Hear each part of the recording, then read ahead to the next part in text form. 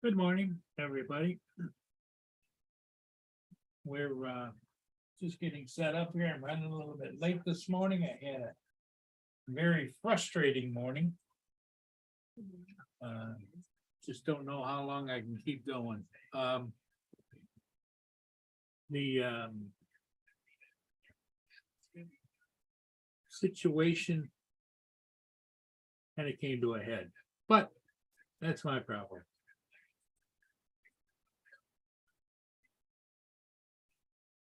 Hey, Dominic, AZ, how you doing? The yeah. Join the panel. Paste. And pin. Okay, messaging. Yeah, screwed up my smart controller this morning. I went out to fly a ship and had my gloves on and my smart controller slid out of my hands, went down. And must have landed on this stick because this stick doesn't operate properly. And I can hear some rattling going on inside. What happened? Your old smart controller's broken? Yep, my smart controller, yep. Didn't you get one of the RC Pros? No, you don't have that, do you? No, I just got the original smart controller, which I really like. This one here. But the this one, it works fine. But this one, not so much. Oh, you got two of them? No, this is the same one. This is the one I dropped. This is the one I use every day.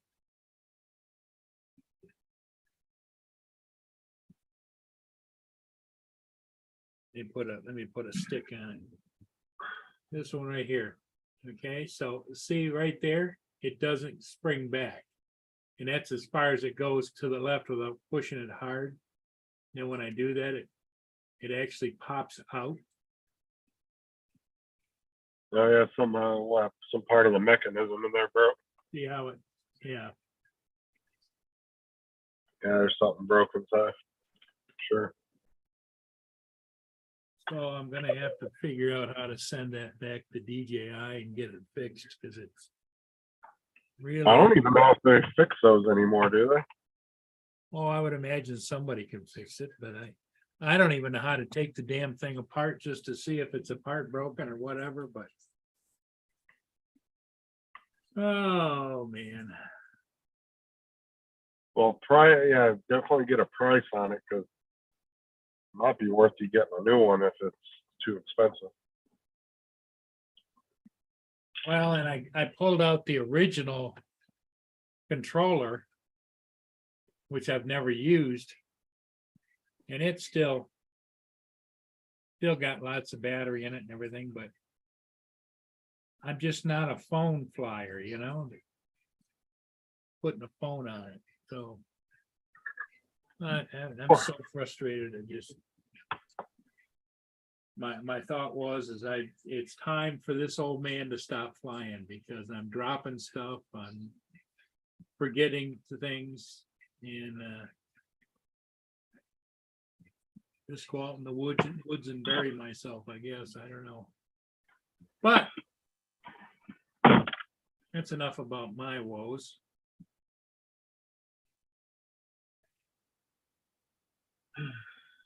Hey, Dustin's here. How you doing, Dustin? What's up, Dustin, David, whoever else is in the chat? I think Dominic was in. He said he was going to lurk for a while.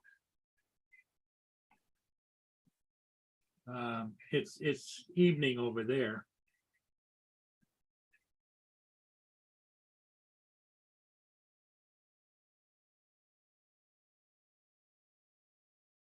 Oh, I think was going to be on the road this morning. He had some things to do, places to go, people to see.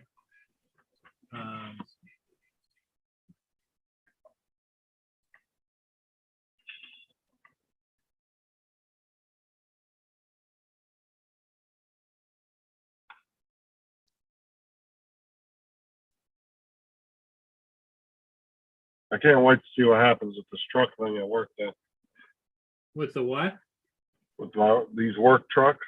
If they're Oh, gonna yeah, get, yeah. That's quite a dilemma, isn't it? yeah. What, did they indicate how soon they're gonna make that decision? No, he said it'd probably be within the next 6 months. Oh, 6 months. Wow. So to me, the fact that they have picked a date that far out must mean that they're serious about it and they're looking to figure out what the long range issue is gonna be for them. Well, the thing was, is our boss wasn't even really supposed to tell us. It was kind of just kind of behind the scenes heads up. So, but they said it was more talks right now. They're not even for sure what they're gonna do yet. Apparently, so I don't know. We'll wait and see.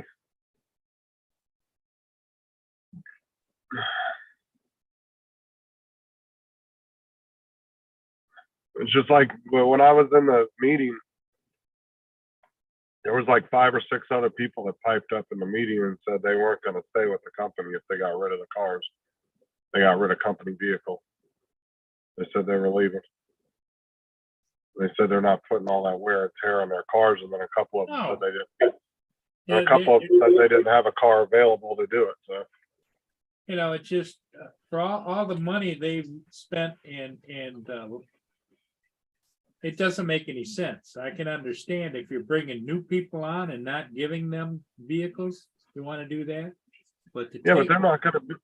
The thing is though, is like I was talking yesterday with somebody about it, and it was like they said nobody's going to want to get hired for $15-16 an hour No, and then told they have to use their own vehicle they're going to have to end up paying $25 or $30 an hour. just to get somebody enticed to do that, because Yep, exactly. you're talking $15 an hour at full time. That's what, about $28,000 a year. You're going to ask somebody to go out and buy a $30,000 car to do that? Yeah. Like and cars are getting so fucking expensive now. Used cars, new cars, it don't matter. They're all overpriced right now. You see, Nobody can. you can't see the chat, Justin, but he says, "Don't count on Hodges. He's in love." Yeah, I have the chat pulled up. I can see it. Okay. But yeah, it's. Well, yeah, that's a bad situation, and the sad part of it is you're going to stew on it now for 6 months till they make a decision. Well, I just told my boss. I said, just at least try to give us a semi-warning if they are going to do it. Well, what because- that would do for me is I'd be out hunting for another job, because the company that you work for isn't the same company anymore. Because now they don't see you people as assets to their business. They see you as liabilities to their business. So, Well, you know that the one boss that was trying to get me a new truck, yep, they fired him. that's what I'm saying. The handwriting is on the wall. I'd be, Justin, if I were you, I'd be looking for another job, even if it's doing something different, but I wouldn't, it's not gonna be pretty when it goes. And I don't know, AZ, what do you think? Well, this is my 2 theories, right? Either they're just trying to squeeze the pennies as much as possible to make as much profit, or they're hemorrhaging money and they're trying to figure out how to save it. Well, it's Like, I probably think both, It could be that their business is going under and they're trying to figure out how to save it, so they're trying to save as much money. But that's not on you guys. That's not put on you. If they can't handle the business and do it the way they should be doing it, then they have no business being in the business. Well, and at that point, they should just sell it to another company. Sell out, yep.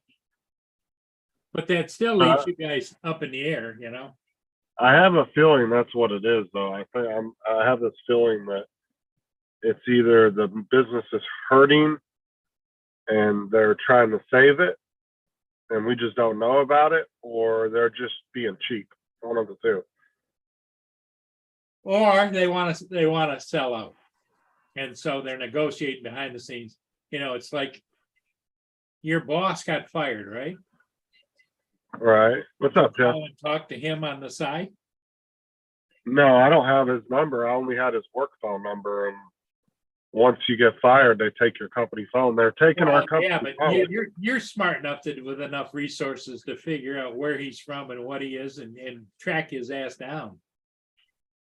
I'd be tracking him down to get his insights, The thing, they're taking our company phones sometime either next month or the following month.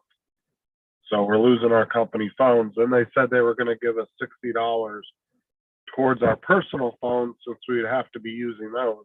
Well,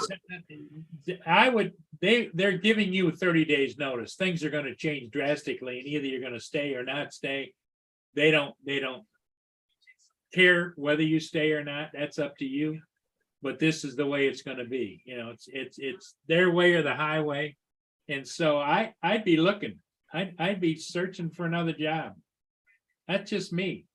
I know you got a lot. I'm already thinking about. Me and Sarah were talking about last night, so I'm gonna start looking. But I'm just trying to figure out what the hell because the thing is like I was telling my boss on that meeting yesterday. I said, I was like, how unprofessional is it gonna look? Somebody, we're not gonna have any. You're gonna be driving a bunch of personal vehicles around with no markings on them. Yeah.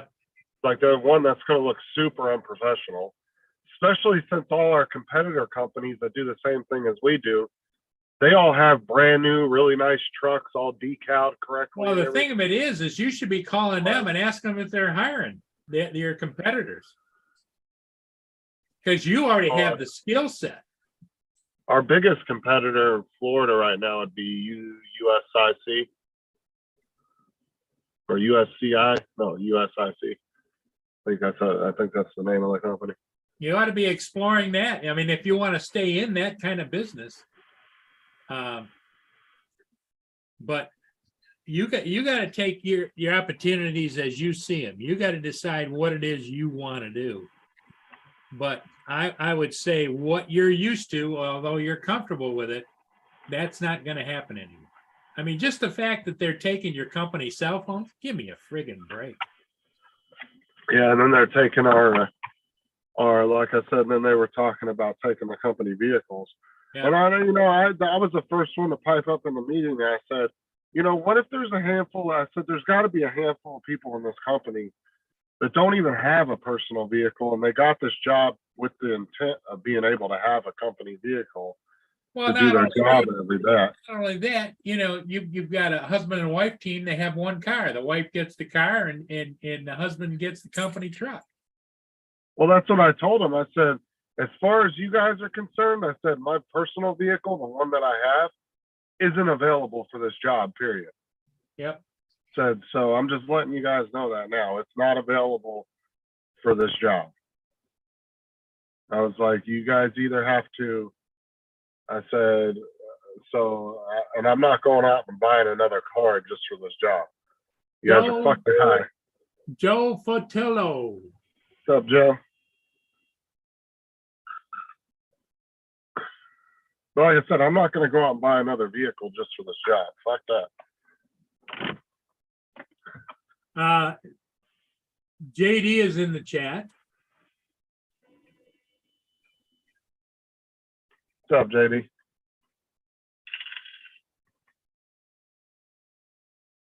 Yep. AZ said that he's talked to you a long time ago. He says, get a better job. Well, we talked about that before, and the reason I stayed with this job was one of the reasons I did stay with this job so long was because of it was a really good convenience to have a company vehicle. Yeah.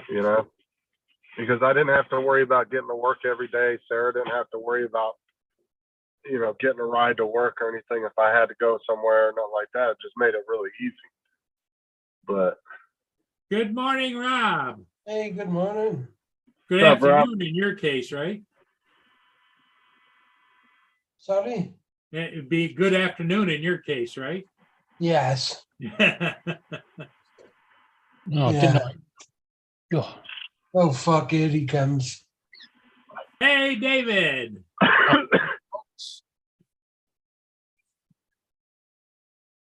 What's up, guys?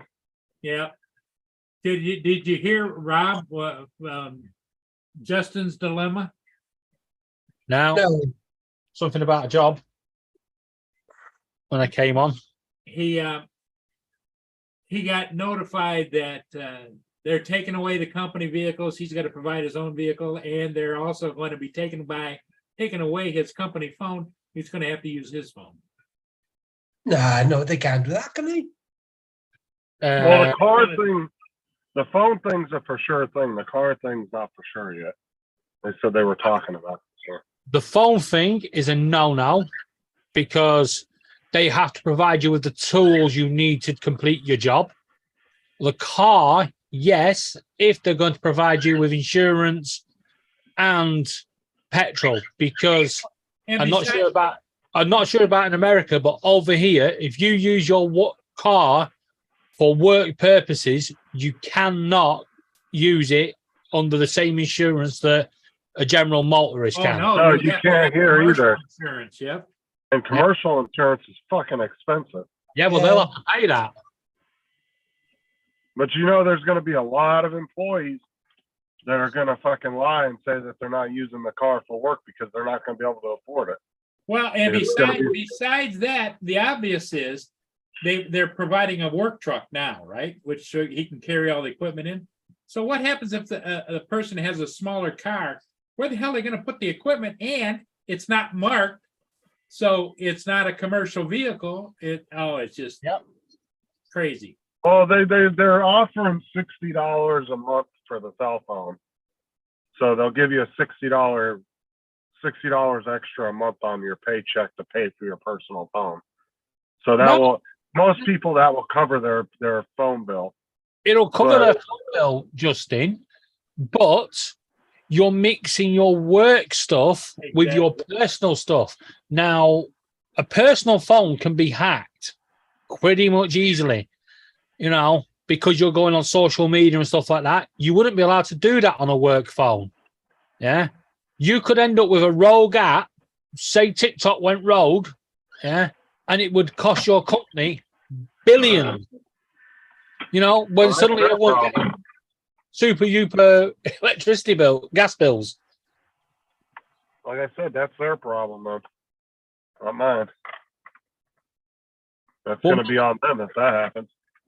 What we're going to do, Justin, we're going to find a picture of a Nokia 3310, and we're going to tell them that's your only phone you've got.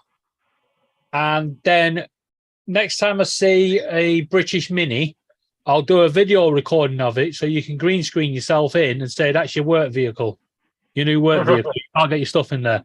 They'll have to buy you a new car and a new phone. Hey, Ron, how you doing, buddy? Morning. I Yeah, hope Ron. everybody's having a better morning than Justin and I are. I went out this morning to get a ship, and I had gloves on, and I was trying to do two things at once, and I dropped my smart controller. Oh shit. And this right over here won't work. Joystick broke. The Something joystick inside broke. inside, and when you shake it, you can hear something rattling around. Yeah. Ouch. Oh, that ain't good. That's a big ouch. Hey, Ron. Hey, morning. And since I've been using the smart controller now for the last couple of years, I've got the original controller for the Air 2, but I don't have a cable for it. I might have somewhere, but I don't have a cell phone that has it. I don't know what app they're using on this, It's Is it the Go Fly app? DJI. It's a DJI Fly app, but you have to side load it onto your phone from the DJI website. You can't go to the App Store and get it. Okay, because that's what I tried to do for a tablet, but then I've got a tablet that isn't working worth a damn. It keeps defaulting and saying that something has shut down and Yeah, you have to go to DJI.com. You have to go to Google and put in DJI Fly app, and it will take you to their website. And then it will say download PKA file. and you download it, and it will download directly to your whatever device you're using if it's compatible. That's the problem though, is Android shit is so hit or miss what's compatible with the Fly apps. Right.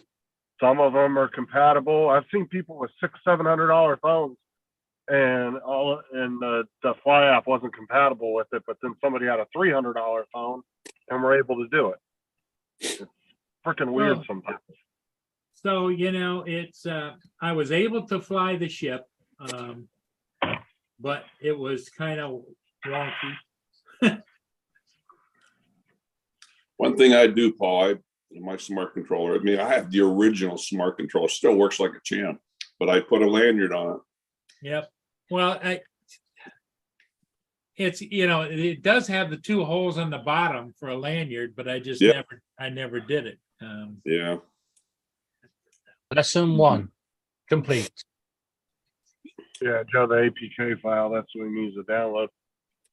I mean, it's not hard neither. Any of us could send you a link for it. I mean, but you have to download it on whatever device you're Well, using. the thing of it is I've got some old phones around here that don't, the phone I use every day it's got a bad screen on it. If you can, I don't know if you can see it. See right down there in the dark. Yeah. And then you're gonna have to. Your drone should have come with a set of cables. When you bought it. I think I can find cables. But what happened was I Because it's going to be USB-C to whatever. They have the USB-C to micro, USB-C to USB-C, and a USB-C to lightning. Yeah. I think it came with all 3 of those. I've got this whole setup, which was frivolous and stupid, me being stupid again.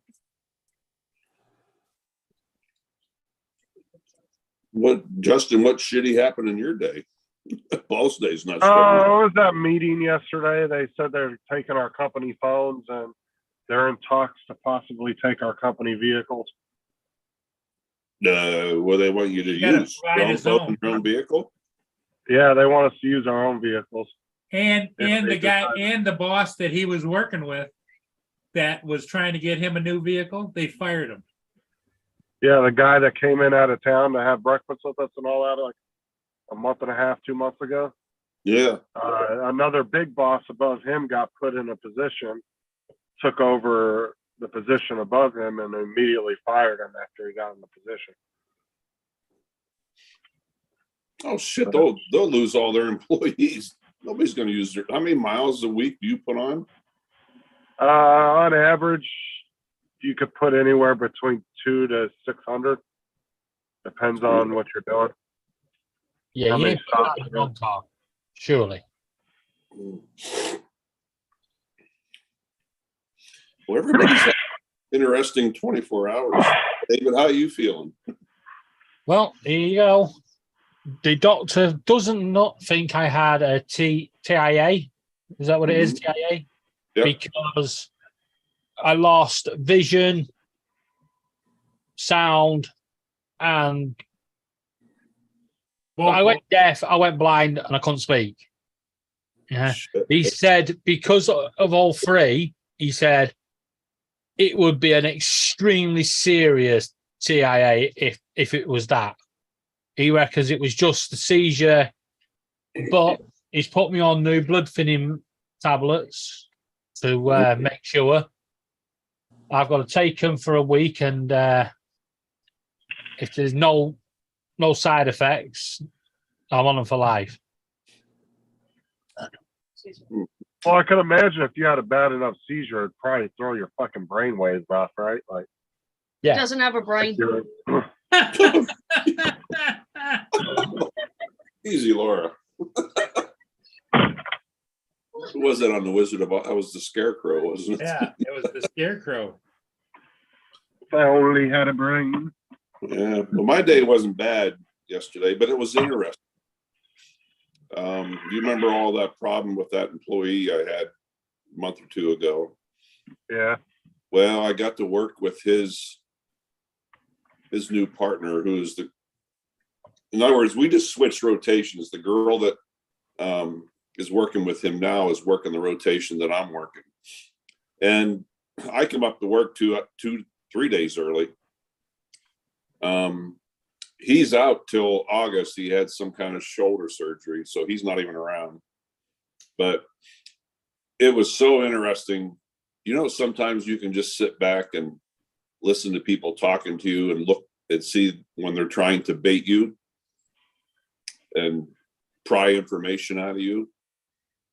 And I like her, Bethany. She's a nice girl, but I could see exactly what she was doing. She's like, well, Ron, man, it's been so long since I've seen you because we're on opposite rotations. And she goes, how do you like working with Dan? I said, oh, it's absolutely awesome. You know, I'm just, which it is.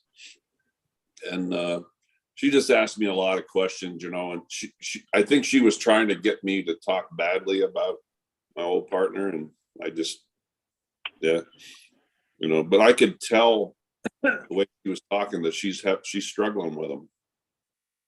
Yeah. Like, well, either she might have been trying to bait you, or she was trying to figure out what your issues with them were, and if she was having the same issues. Look, I don't know. But it's better just to not even do that. Yep. Because you don't know what her intentions are, right? That's just it. I don't. So I kept the conversation very vague, you know, and I'm hoping that she takes back. Ron really enjoys working with Dan, you know. So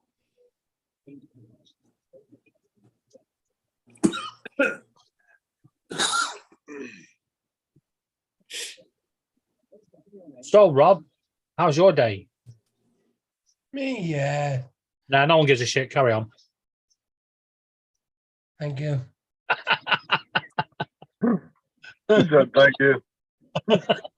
Just making sure you were still there. What's with the name change there? Labeled disabled. There, Rob. Just the other day, I was somewhere or other, and then somebody said, "Oh, so you're labeled disabled?" And so I said, "Yeah." So I thought, I'll have a name change. So Why not? Gonna redo a logo with a wheelchair in it. yeah, I don't think I could be bothered to tell the truth. You need to have somebody. No, you need to design a logo of a wheelchair that looks like a wheelchair drone hybrid. Yeah, I'll work on it for you, Rob.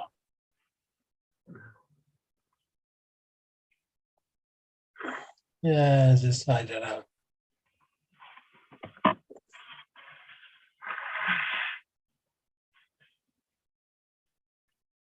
Kind of rolls off the tongue though. Labeled disabled. Yeah. It sounds like something our freaking Tory government would come up with. to Justin, I'm curious, is this whole thing transition really going to go through? Well, the car thing, they said he kind of gave us a heads up and really wasn't supposed to tell us. But he said at the same time, he doesn't really know what's going on because he's been asking a lot of questions and nobody's responding to him. But he did know for sure that that was in the talks. The cell phone thing is 100%. That's happening. Yeah, the cell phone thing, I've time to hop off. Because even the corporate guys are losing their cell phones. They're losing theirs this month, and we lose ours next month, supposedly. If that's a for sure thing, but the car thing, they're not. He said they're not for sure. He said he should know something within the next. He said it probably sometime in the next 6 months we'd know something. So if you're using your own phone, I'm guessing they have an app. Yes. Now, what happens when your phone gets an update and the app does not work? Are they going to continue to pay you while they fix that problem? Because you can't back once you update your personal phone, you can't roll it back. Well, the app is not something that I need on a daily basis. I only use it a few times a month to do training on. So that's not really an issue. The time clock app that we use, anybody can download that on any device. That's not specific to our company. It's a third party company that does it. So they do multiple different companies. So their app is available on any app store. And so like I actually have the time clock app downloaded on my phone. I can use it on my personal phone too. But the biggest thing, it seemed like a lot of people, and I wasn't the only one that said it, but a lot of people were kind of concerned about them tracking their personal phones. And they were like, well, we don't want them tracking our phone. Like that's our personal shit. And that was one big concern a lot of people brought up. Well, that would be a big concern because And I that said, third party company that you track your time in and out. You don't know what they're doing with their app, and I can guarantee you now, when you install the app, it'll say, "We need access to your phone calls and your pictures and stuff." It doesn't technically need that; it needs part of the service. But by you Right. giving it permission to use it, they still have access to manipulate their app in the background to see all your information. and that's one of the biggest things that a lot of people were bringing up. And I told him, I said, I don't want that shit on my phone if it's going to ask me to do that. He goes, I agree with you. He goes, I don't either. He goes, if they force me to do that, he says, if that app tries to do it, of course, my boss said, he's like, I'll just get another phone just for work. But, I'm not buying a second phone when they were providing me one for free this whole time. I'm not going That to was go part out. of the benefits, that's. Yeah, the I'm re- not going to go out and buy another phone just for the job. But that's the reason that they were paying $17 an hour, which is, for you doing professional business like that, what the hell, I mean, if it wasn't for the fact that they provided you with a truck, they provided you with a phone, everything to do the job, now they're gonna cut nickel and dime. Well, and then that's my two theories is either they're just nickeling and diming because they just want to have the highest profit margin available possible, or Going under. they're that's my other one. My other theory is they're hemorrhaging money and they're going under and they're trying to do whatever they can to save the business. Well, Yeah. they could be maximizing their profits in advance of, in other words, like when they show their books to a prospective buyer, the buyer's going, "Whoa, yeah, you're making all this money." Well, that's what I'm saying, but that would be along with them hemorrhaging money, right? They're trying to save the business in order to either sell it or just not have it go under. I don't know. I mean, I could be completely wrong on all of it, but I was looking for another job. Yep. Get out of that shit. Yep. And that's what pretty much AZ David told him, go out and find another job, get the hell out of there. Get out of there while you can. Yeah, when they start you to use your personal vehicle, Justin, you think about the money you're gonna lose on that. Well, I told him, I already told him I don't have a vehicle available for that. Well, just And the I'm not fact, going out and just buying the one. fact that if you were using your vehicle for professional purposes, that's put you in a different insurance rate, Oh yeah, you're talking commercial vehicle. Well, because that's what I was telling David when I was talking to him about it yesterday. I was like, that would put me in commercial insurance. I said, well, how much do you think that would be? Like $300-400 a month? He goes, I don't know. I've never had it, but he goes, I'm almost betting it would be at least $300-400 a month. Because full coverage on a vehicle, I mean, you're talking anywhere, depending on your age and how much stuff you have on your insurance, it could be anywhere between $100 to $300, depending on how, your driving record and all that. I pay for my vehicle every month that I'm paying a payment on, and the insurance. It's about $600 a month for the car payment and the insurance. I mean, you're talking. I think our insurance is like $220 something a month for full coverage. So imagine what commercial would be, because now you have to be insured for bigger accidents, bigger lawsuits, because anybody hits a commercial vehicle, that's $1 million lawsuit. People will try to sue for ridiculous amounts of money, right? Yeah. So your insurance rates are gonna be a lot higher. You know what I'm saying? So that's yeah, I would imagine it would be at least 300-400 a month, and that'd be a minimum for a commercial vehicle. Just I mean, you think could do what? if you're in an accident during work, you know, your personal auto insurance goes up. Are they going to pay for that? No. So I said, Exactly. yeah. I start looking hard, dude. And it takes off your insurance liability insurance from your auto insurance. Is it as soon as your auto insurance finds out you're using it for commercial purposes, unless you have a commercial insurance policy, they're not going to cover. Let's say you ended up in the hospital. Right, because you could lie all day and say that you just need insurance just to have insurance. Like, because I could go to the insurance company and say, yeah, I got this new vehicle. I just need to put liability on it. And I could lie to them and say I'm not using it for work or anything like that. But the minute something like that happens, and say I'm on the side of the road putting a line marker in and somebody rear ends me and a cop shows up, he's going to be like, well, what were you doing on the side of the road? Well, I was working. I was putting a line marker in. And you don't have the lettering on the vehicle. You don't have the security lights and all that kind of stuff. That's the other thing. You don't want one of them on your personal vehicle, are you? No.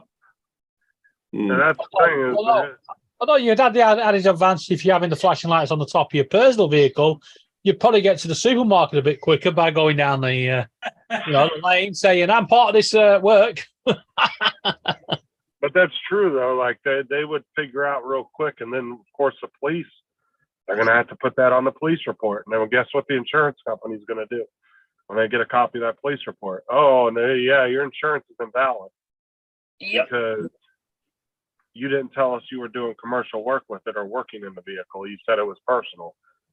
And then you're on the hook for possibly the damages of the other person's car. Oh, exactly. If the other person doesn't have insurance, they're going to sue your. No, and it's just a big can of worms. Even if they had insurance, they're going to sue me as a commercial vehicle. Yep. And like I said, I don't have the money to pay $1 million lawsuit. Dude, they'd end up garnishing my wages for the next 20 years. Like, I'm not doing that. My advice, Justin, like I said, I've seen this corporate takeover stuff before. I mean, the hospital I worked for back in Pennsylvania, we were taken over like 3 times. And when the high management comes around, and we had one, she was the assistant CEO, the dumbest person I ever met in my life. She came down one day and she had us all sitting there and said, we need to talk as a group in every department, see what it is that we can, cut back on. Well, she mentioned paper. And I'm just sitting there silently staring at her. I'm like, does this lady really have a brain? And then I'm sitting there thinking paper. Well, that's kind of what we use to write our patient reports and do our billing, which gets us paid. And then when she mentioned about staffing, this is how dumb this lady was. She said, well, I'd like to know what we can do about down staffing. And I, just being a smart ass, I said, I've got an idea. And she raised my, yeah. And I said, well, how about on Tuesdays? I said, well, every other Tuesday, we'll leave the medic home, have them stay home. I said, Thursdays, we'll look at pilots, and maybe on every other Sunday, we'll look at the nurse. She goes, I'm going to look into that. She had no clue. I mean, we have to be fully staffed to function. We can't lift off without it. You know what I would have said? Or alternatively, we could get rid of idiots like you that are paid to come in here and do this. But what they do, Justin, what I've seen in the corporate world, the one takeover that we did, or was done to us, the new company comes in, and especially they start with middle management, and they'll come in. They're ruthless. They come in and they'll have somebody that's from the new company walk around with security. They'll walk into walk into your office and give you 10 minutes to pack your bag, and then you're escorted off the property by security. And you've done nothing wrong. Did you work at Twitter? Oh no, sorry, that was only 2 minutes they were given, weren't it? Hey, Ron, did you hear Justin say that, the boss that he was getting along with that was supposed to be trying to get him a new truck, they Right. walked in and fired him? Yeah, there you go. Yep. Well, because the head guy that was over him, it was the locator, regional manager who was over him. So my boss's boss's boss got that position, and immediately he fired my boss's boss, Yeah. the one that came in to have breakfast with us a couple months ago. As soon as he got the position, he fired him. Yeah, that's where they start as middle management. Then they work their way down to you, and then your Well, phones. yeah, because the problem is as they get replaced, what they want to do is say, "Oh, well, look what I've done," or "Look, I did this, and it's saving us that money." And look, Yep. it's all about egos. Yeah. Brown tonguing. Yeah. No. In today's economy, I mean, you're going to see a lot more of this with the way things yeah. are going in administration, and companies are suffering, and you're going to see a lot more of this. Well, Well- not to mention there's an attack on utility companies all over the country right now because they want to ban natural gas, they want to ban this and ban that. And so, yeah, utility companies are probably going to take some big hits over the next few years. Well, sure, it's the woke community wants to get rid of everything natural resource. Because California's talking about banning natural gas. I mean, they're talking even about- doing it in small ways with us. I mean, they're cutting a lot of stuff with us, and hell, we used to. I mean, for as cheap as it is, but it's a big marketing thing. We used to take little bags of candy to a lot of our hospitals and ambulance services and that, and they kind of got used to it. When you showed up, you're like, "You forgot candy today," But now they completely stopped it, and they're asking us to buy it out of our own pocket. I'm like, fuck Yeah. no, I ain't doing that. Yeah, they're cutting budgets on us too. They're saying it's because of COVID. They're still recovering from COVID. Oh, they've got the ultimate excuse. Yep. Yeah. They can blame everything on COVID. Mm-hmm.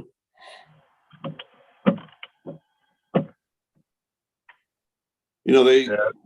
The pilot shortage right now. They will not increase the pilots' salaries, and these pilots are leaving left and right, and they're going to the airlines where, yeah, they might start out at the same wage, but within 2 years they're going to be double, triple their salary.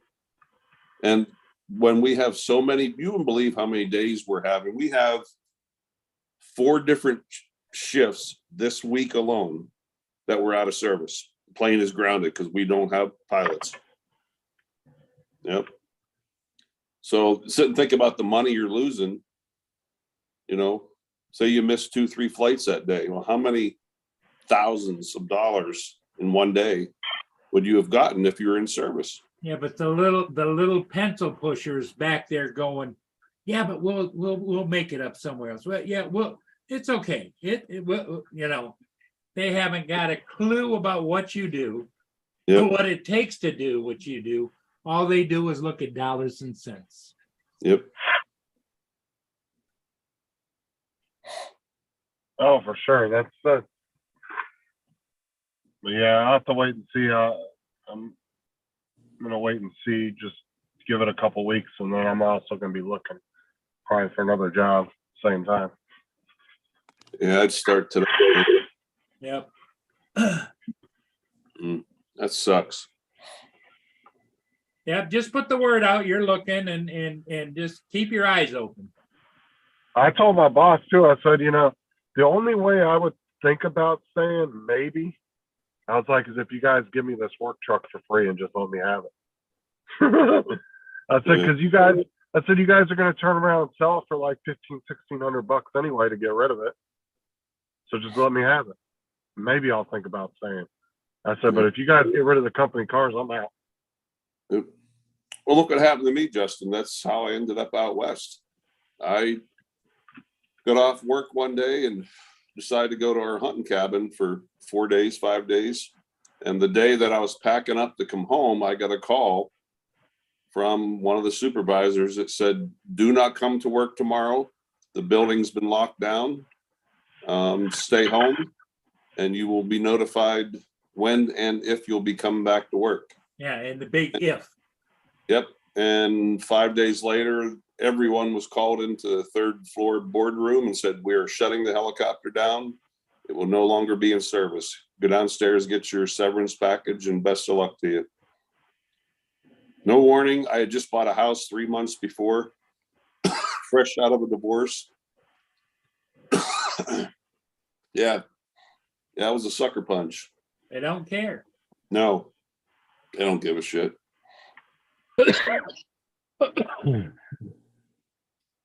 The accountants have moved into the boardrooms. Yeah. Well, that was very obviously that dumb broad that was giving you guys a lecture about how to save money. Get the hell. Yeah. Well, it's, you know, and that's the thing too, is like when me and David were talking about it, so David said, you know, let them try to hire somebody for $15 or at $16 an hour and tell them they have to use their own vehicle. They're going to tell them to fuck off. Well, they're having a hard time keeping them now. You said that 2 guys started and they quit already. Well, and that's the thing too, is like, and that's what I was telling David. I was like, you know, down in West Palm Beach, they were offering $18 an hour for locators. And that was with the company vehicle, laptop, and phone. And they still couldn't get anybody. So they upped it to $22.50 to try to entice people and still couldn't get nobody. Like they still couldn't get anybody to come in and take the job. Like they would get 5 or 6 people a week that would fill out applications. They'd call them in for interviews and they'd never show up. Well, yeah, that's the people on unemployment. Yeah, they're just covering their unemployment requirements. Yep. But I think you can only do unemployment for so long though down here. I want to say it's like, Well, because of COVID, they've increased it and they keep renewing it. no, all that stuff ended like 2 months ago. All the even the remember the college deferment that they did on college payments, where you didn't have to make payments on your student loans and all that. That actually ended in February, I think, or March. All that stuff ended in March. They didn't extend any of it because Biden was trying to push that thing through where you would get if you were under $10,000 or something, you get your loan forgiveness. But it still hasn't gone through because it's in court right now or something. So they didn't end up extending any of that stuff because of that. So, but that's what I'm saying is like, it's just crazy. Like even with the offer of $22.50 an hour in a company car, you still can't get people to apply. So what the hell do you think you're going to do when you're offering $17, $18 an hour and you tell them they have to use their own vehicle and they're going to get like 40 cents to a mile? That ain't going to be nothing. Rob, That's not enough to pay for maintenance and everything. Rob, can you just hand over your wheelchair to Justin, please? Yeah, Yeah, what's that? I'm going Then to it file has for to get round. disability. Get your wheelchair, Rob. You are? Sorry, I wasn't really listening. Well, David was suggesting is you send him a spare wheelchair and that way he could go around and do his job. Yeah. Fucking Oh, right. I was gonna file for disability. Yeah. Well, yeah. You could always send him a couple of Bertha videos. You'll soon get it. Just give it this guy to get him out of here, for fuck's sake. Psychological testing. Paul, you say your smart controller's kind of screwed, blued, and tattooed. Oh, yeah. I don't know if they even fix those anymore, Ron. Though. Probably Do they? not. I Probably don't not. even think they sell them anymore. So I don't my, know. my videos are pretty much done, I think. Hell no, you can still buy them. You've got to buy it second hand. Also, if you've got these little tech gadget stores like we have over here, just whiz it in there. They'll have a look at it. Couple of dollars to look at it, and if it's fixable, they'll fix it. If it's not, they won't. But don't give up just yet. No, all those kind of stores, David, have closed down over the years. Yeah, they're all closed. I don't know of anybody I could send that to have them even look at it. We have Well, there's quite a few guys in the drone community that do work on the drone stuff. You just have to get a hold of them. right. What you need, right? Before you even carry on, look for a place that'll fix PlayStation controllers and Xbox controllers, because they're more likely the ones that are going to be able to look at that and go, yeah, it just needs clipping back in, or it just needs this. We have them over here, little gadget shops. In fact, the gadget shop is now the new vape shop. We're closing the vape stores down and opening these stupid bloody mobile phone tech gadget shops. And they'll just fix anything. You could get a hold of either Drone Nerds or get a hold of Dobo's company. They're See, both what it down did here in is, Florida. what it did, Ron, I don't know if you can see it or not. It smashed this one in. So then it doesn't, you have to pull it out, pop it out, but it doesn't come back. In other words, like if you, So you check it on them PlayStation fixing places, they'll open that up, and I bet you any money that little stick will just be exactly the same as a PlayStation controller one, and you just clip it into place and you're good to go. Well, I hear stuff rattling inside. Yeah, because Fine. yeah, they'll have on the inside they have little clips that go around that. It'll be that's snapped off. They're replaceable. like I I was said, so, get I a was hold so of mad. That Dan Like I is in said, the chat. Paul, Paul, Paul is get a saying, hold- sorry, Justin, go on. Oh, he said that's because the spring broke. Easy fix. Told you. Yeah, but Paul doesn't. The problem is Paul doesn't know how to do that kind of stuff. No, but these tech shops that'll fix a PlayStation will fix that in minutes. But see here, it goes in and out, in and out, in and out. It does. That's The what other happens. one, the other one does not. Yes, but that's if you break a PlayStation controller, that's exactly what happens. It will go in, out. Take it to these shops, they open it up you'll be stood there and they'll go, da-da-da. We've got guys here that will even talk to you while they're doing it. They've done it that much. But I can't see on this controller, Ron, you've got one. Have you Yeah. seen any way to open that sucker up? Yeah. Yeah. Yeah, but David, what I'm saying is those shops don't exist here. You must have a PlayStation repair store. We don't. No, No, companies that buy old gaming systems that are broken, they send them off to warehouses to get refurbished. They don't do it right there in the shops. Paul, do you have They actually have warehouses they send them off to. what's that, Ron? do you have Care Refresh, or can you send that in, or? No. I've had this. No, but what I'm saying is you could get a hold of either Drone Nerds or get a hold of Dobo's company and ask them if they have the ability to fix it, because they'll know right off the bat whether it's even fixable if they have the part replacement parts for it, and then ask them how much it's going to be. There you go, Paul.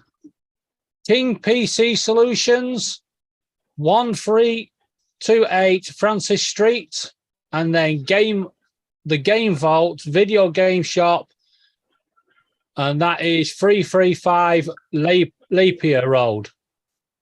Never heard of either one of those roads. What city are you talking about? Port Huron. No. Oh, Lapeer. Yeah. And they said they fixed stuff.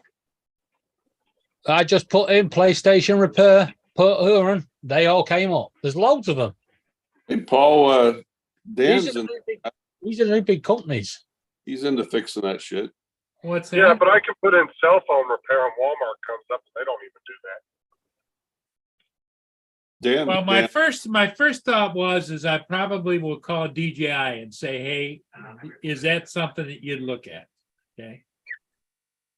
Fix it. Well, that's the Google search, Paul, Okay. in the private chat. Just Well, thank you, David. all you have to do is give them a quick call, and they'll either say yes or no. No harm, no damage done if they say no. Because I'm a thumber, right? So Mhm. that means I have my thumb on top of it and I'm pushing it and it doesn't. I'm not a but, pinch. Paul, you need to pay attention to the chat. What, Dan, what's ASP guy? Dustin, does he do that stuff too? Yeah, I think Dustin and Dan would do it, won't they? Yeah.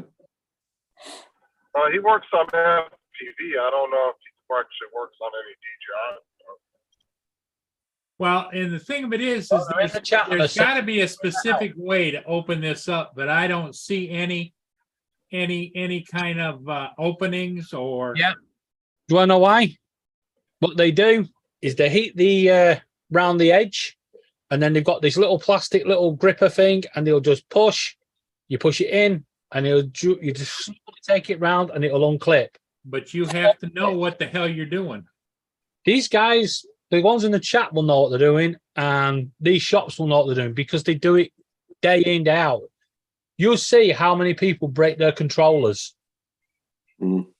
It's easy money. And the worst bit is they charge us just as much to fix a PlayStation controller as it is to go and buy a brand new darn thing. But people are just so used to them. So, Well, talk to Where's the Dustin. Maybe you can send it off to Dustin. But the problem is you got to find out if the parts are available for it.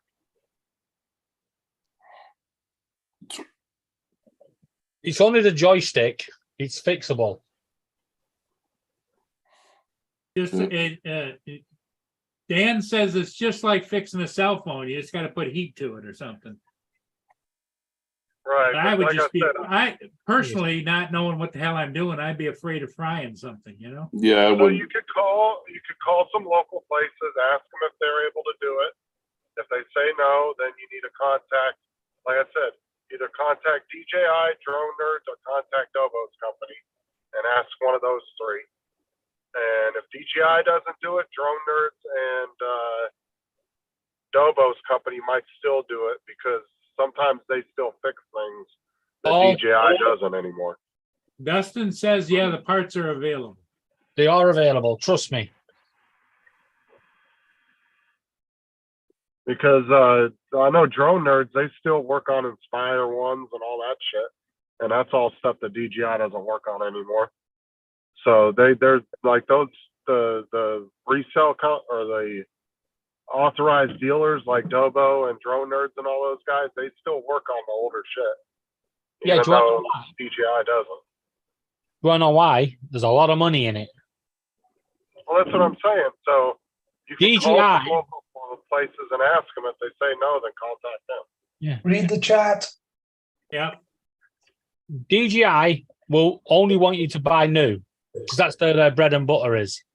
These repair companies, they want you to repair because that's where their bread and butter is. Well, the thing is I would rather, like you said, David, if I could find somebody local. Exactly. You can have it fixed within a couple of minutes. Because otherwise, I've had to have things fixed by DJI, and you got to send it to either California or Texas.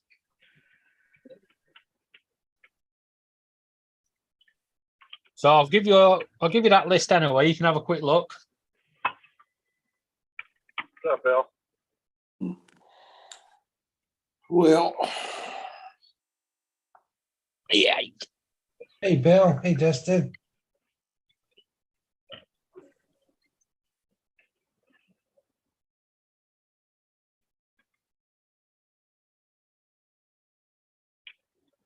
Yeah, okay. That's what I'll do is after I get off of here, I'll be making a few phone calls and. I mean, you might be down for a week or two, but you can, you don't have to give up on doing your ship videos. Well, I don't need to give up on doing the ship videos as long as it isn't And windy. you, And it's and you not, can always, I was gonna say, you can always go down and just record from the shoreline, at least get a shot of the ship. well, you know, I've got the Autel Nano Plus, you I know. was gonna say, I thought you had a Yachtel. Yeah, in fact, I have two of them. One is brand new, still in a box, but We'll just go use that then for right now. So you can figure it out. well, except usually by the time I get down there and I want to really shoot something, it's windy. And the Autel, the interesting thing about you've seen my videos. You know how I go around the ship and then up the other side and back around. Well, the Autel Nano just doesn't have the steam. I can go down the ship as long as I'm going with the wind. But if you're going upwind and there's any kind of wind, it just stalls. It won't go. I don't know if he knows any FPV guys locally, Dan, though. Unless he sent, like I said, you'd have to send it to somebody, but You know, if the thing of it is I could break out my other new Autel and go down one side of the ship with one and down the other side of the ship with the other one and bring them back and put the two videos together. Yeah, I know it's like in that wind, Paul. I remember the one time I was out in Oregon, flying the Oregon coast, and found this beautiful spot, but it was windy as hell. And I went down, and I wasn't thinking. I was hauling ass. I was doing almost 60 mile an hour Yeah. going down, and then I come back at like 6, and I wasn't sure I was going to have enough battery, to get home. But Well, yeah, I've gotten the situation with the Nano Plus when it says low battery lands right away, or low battery land right away, and I'm still trying to get back to where I am, yeah, and I've made it back, but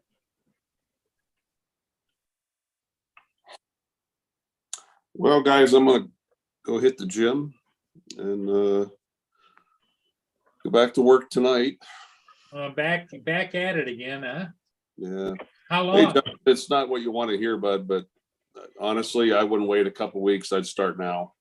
Just my experience in the corporate world, when you start seeing nitpicking like that, and then big things like, oh, they're going to take your cars and make you use, that is a sure tell sign. Shit's Yeah. rolling. They're coming for your ass. Yeah, it's an Get out. avalanche and it's headed toward you. Yep. No. And get out of there.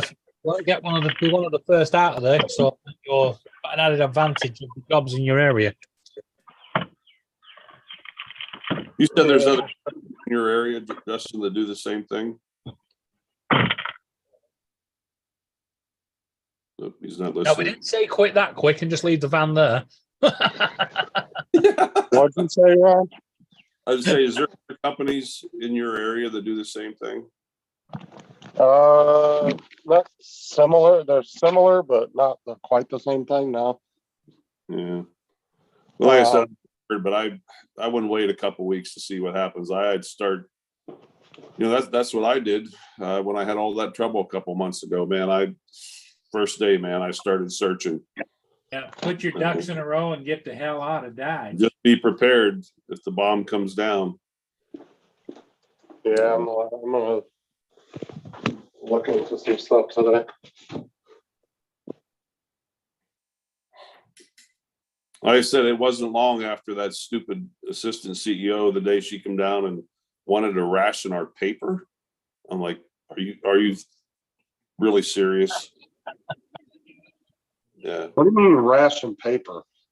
In other She words, wants like, they're to know what we using can too do much about- paper for writing reports, right? Yeah, we have to use paper.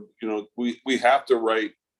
It's a legal thing with the state. Anytime I touch a patient, I have to write a report. Document it. Has to be done in less than, I think it's 24 hours. And then we use that paper to send to the billing company so they can bill. And we get paid for what we do.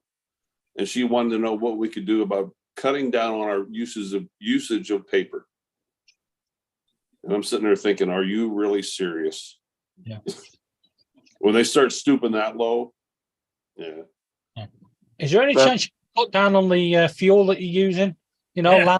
Land a couple of miles before you get there and walk the rest of the way. Yeah. Hey, I never thought, oh, shit, I wish I would have thought of that one. Yeah. She probably would have said, yeah, we'll look into that too. Oh my God. You know, it's the same mentality like that stupid chick with Budweiser, you know, Yeah. letting some inexperienced idiot, you know, have some type of a VP position and, oh, look, fresh new ideas and look what we can do. Yeah, it cost that company billions. Well, they tried to blame it on the advertising agency after all that hit the fan. But now neither side is supporting Bud Light. Yeah. Now all the gay bars have pulled Bud Light because they reversed on their thing, so now both sides hate them. Just to point out, though, the gay side, I don't know if it's the same over there, but over here, they don't like the trans. Do not ask me why. They've all gone. Get them out, that LBQ, fucking ZZZ, fucking whatever shit. Get them in. It depends. I've heard some people do press conferences where they don't like them in their community, and then there's some that support them. So I don't know. It's kind of mixed.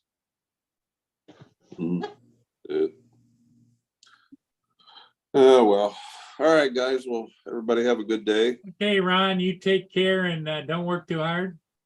Be good, Ron. Gonna go play around at the gym for a while, and then I don't know. Go to work tonight at 8. Well, you know, good luck, everybody. Everybody have a great day.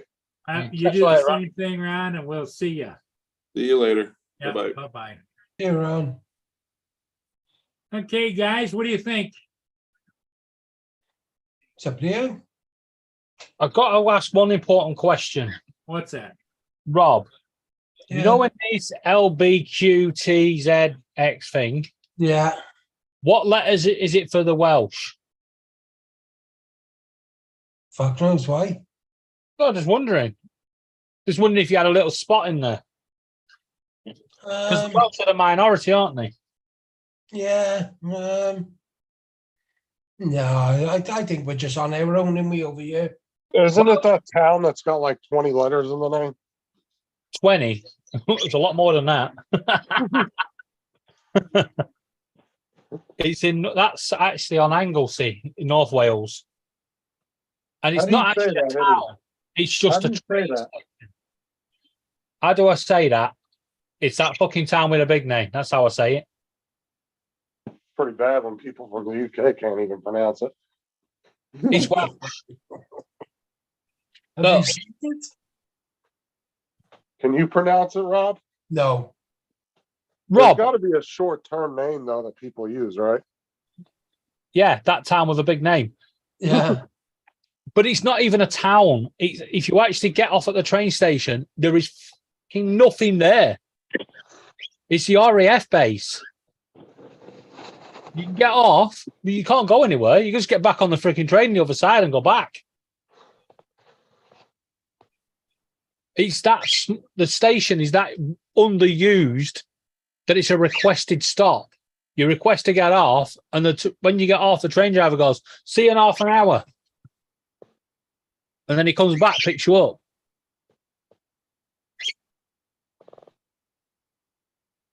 Rob, how do you say the police name in Welsh? Headloo. How do you spell it? Say it. Headloo. No. Yeah. He's even Welsh and he doesn't know how to say it. What's it? Heavily. What is it? Yeah. What is it? Heavily. No, Headloo. No. I used to call it Headloo. Right? I even Yo, said, English, why are you commenting on me being Welsh then? right? I actually called a police officer. I said to him one day, I went, "Oh, why are you giving me shit?" I was wrong. I just said to him, I went, "Why are you giving me shit? You can't even spell police." I said, "Look, it says Headloo on your car." And he says, "It's heavily." Oh, no. Well, What? he was obviously from England like you and doesn't know. No, he was Welsh, a proper Welsh accent. Oh, yes. All right. That was in Bangor in North Wales. And they Yeah, fucking well, exactly. they There hate you the go. English. They hate the English. Nothing like a good civil war in the panel. Oh yeah, especially when somebody from, miles away tries to tell you their own stuff.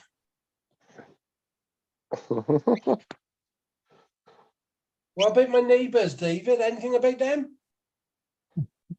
Yeah. Joking, calm down. God. Agree.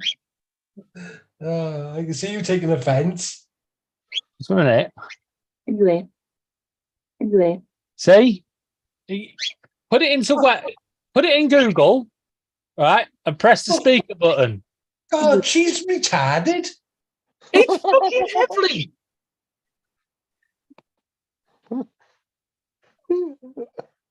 Hey, Dre, you enjoying the Civil War?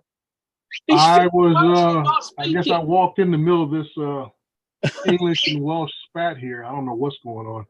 Oh. Neither did the Welsh. An Englishman is trying to tell me that I've been pronouncing something wrong all my life. You have. It's called heavily. Oh, Dre, Yeah. it's Hey, good okay, morning, David. Paul. Right. How do you spell Landidno? How do I spell it? I'm dyslexic. I haven't got a fucking clue. All right. How do you pronounce it? Landegno. No. Say it again. Oh God. No. Say it again. It's clan. Clan did not. Right. If it's double L, it's clan. Dre, See? hey, I'm hey, fucking English and I know more words than you. hey, Dre, I think we're in the So if wrong. I say to class. somebody, I'm going to Landegno, Yeah. they haven't got a clue where I'm going, have they? No. If you go to Llandudno, go to Llandudno. See, and you say just said bloody Llandudno. Landegno. Yeah, because that's how the English say it. But you Oh. go there, you know go what, there, Paul? say You know it. how you settle this? Yeah, You say, how would the king say it? Because now it's the king's English officially. yeah, correcting. David, why don't you get on a bus and go back to that scummy town called Preston? It's not a bus, it's a booth. What? The Welsh pronounce it booth. It's a bus. It's a booth.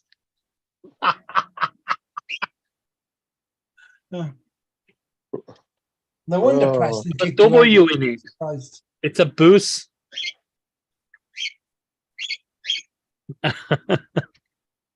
Hey, Dre, I don't know if you heard it or not, but I dropped my controller today when I was flying. Oh, Went down and it hit this right here, this one. This gimbal. mm-hmm. Ooh, that's not good. No, It's fixable though. Well, anything's fixable. But just how will it perform afterwards?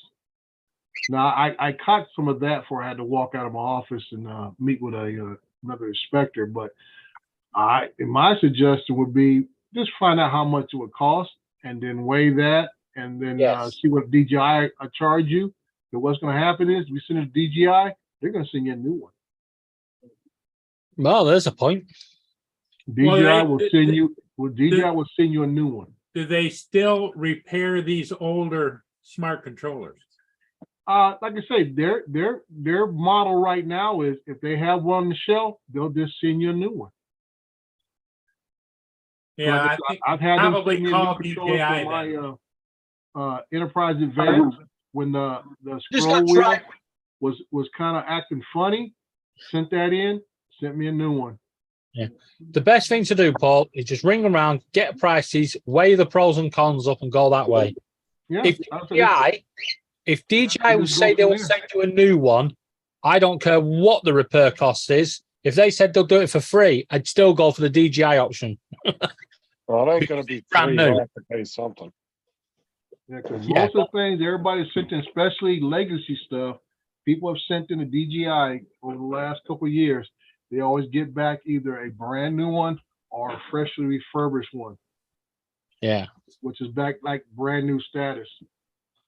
So that's my whole thing. You know, I mean, if you get it repaired by somebody, it could work fine. It may have a few little, hitches and glitches to it or whatever. But if you know it comes fresh from DJI, it's going to work as Yeah. made. Work as it should. Yeah. you'll know that the repair has been done properly. Yeah. Well, I guess they're not going to repair. They're going to send him another one. Yeah, exactly. But that's what I mean. Rob, It's more likely to be a refurbished one now. Yeah. Rob, how do the Welsh say DGI? I don't know. Ask David. They say DGI. Did he say DGI? Yeah, Yeah, DGI. Obviously, I've been Oh, speaking wrong for DGI. the last 48 years. Yeah, because you Although- speak English. You should Although speak. I think they should have went with DGI because it does roll off the tongue better.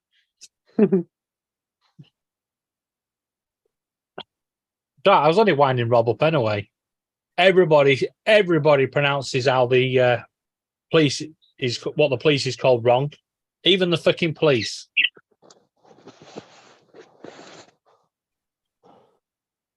And you only find out when you get into the deep parts of Wales.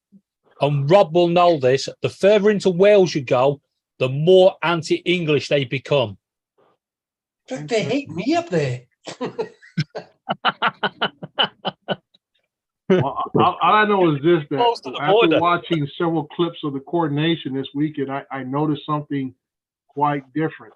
Those in the British Empire, I should say, have a very well defined grasp of the English language with just a hint of an accent. The common folks have more of the, I would say, the deep-rooted accent. The Lord and David, you mean? I wasn't trying to point fingers, you know. I just want to point out, I speak the King's Lancashire because it's no longer the Queen's Lancashire. Oh, now you finally grasp that now, huh? And When just I to try point to say, something out to he's you, not the king You yet. may want to have a go about my accent and stuff, but my accent is the official accent of the British Isles because it belongs to the King and Queen. Of course it Now, was. what gets me, David, you speak a better version of the British version of English than the king, because he still has a very heavy accent. Yeah, and I'll tell you why.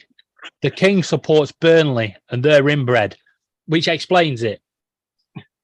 Oh my God. And Well, the English everyone- language was a Everybody stamp. knows the royal family is inbred. They're all cousins.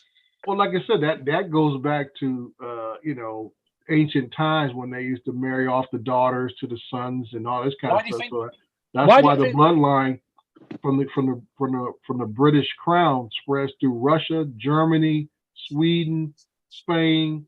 It runs through every country. This is why they got rid of Meghan. You're not a cousin? Fuck off, get out. We're not having that in here. Well, I say marrying an American is like I say, it really breaks the with tradition of the Yes. European bloodline. Cousins make dozens. They certainly do in Burnley. That's why we have a song. Your sister is your mother. Your brother is your father. You all fuck one another. Your dingle family. Oh man! Like I say, it really breaks the with tradition. Yeah. Well, Justin dropped off. Is he actually? I thought he had to work today. Yeah, he is. I think he's back. Oh, okay. Yeah. I thought you had a meeting this morning. Well, Oh, he had a meeting yesterday morning and it's not gone. yesterday morning. Oh, Yeah. okay. We'll let Justin explain it to you because Well, I think we'd be better off we let Sarah explain because she'll probably get it right. is Justin actually at home? 'Cause I'm sure I just saw him at his desk.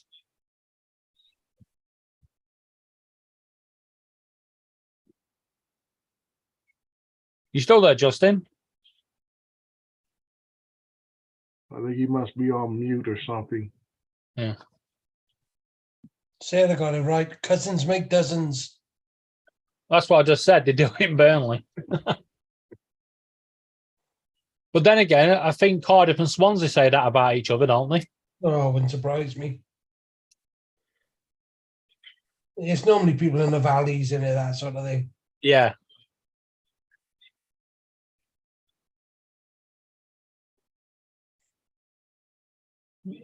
How's Master Dre today?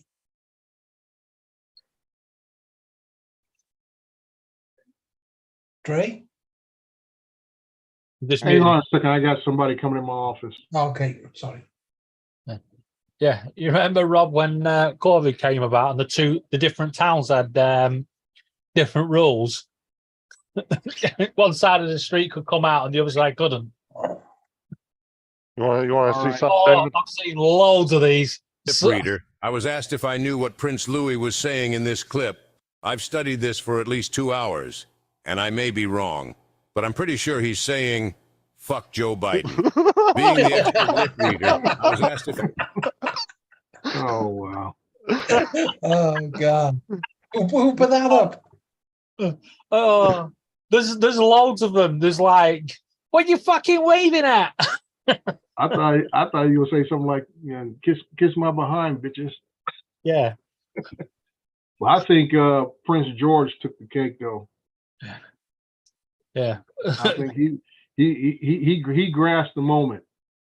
You can say look in his eye when he was there on the balcony and even in the cathedral. Prince George was like, "This will be mine one day." I contacted DJI Uh-huh. and they said go online. They gave me an online address to go and register it. And then they'll have it sent to them to repair. Mm-hmm. Okay, so this has gone viral on the internet and people are trying to figure out what the hell this is, this machine. Okay.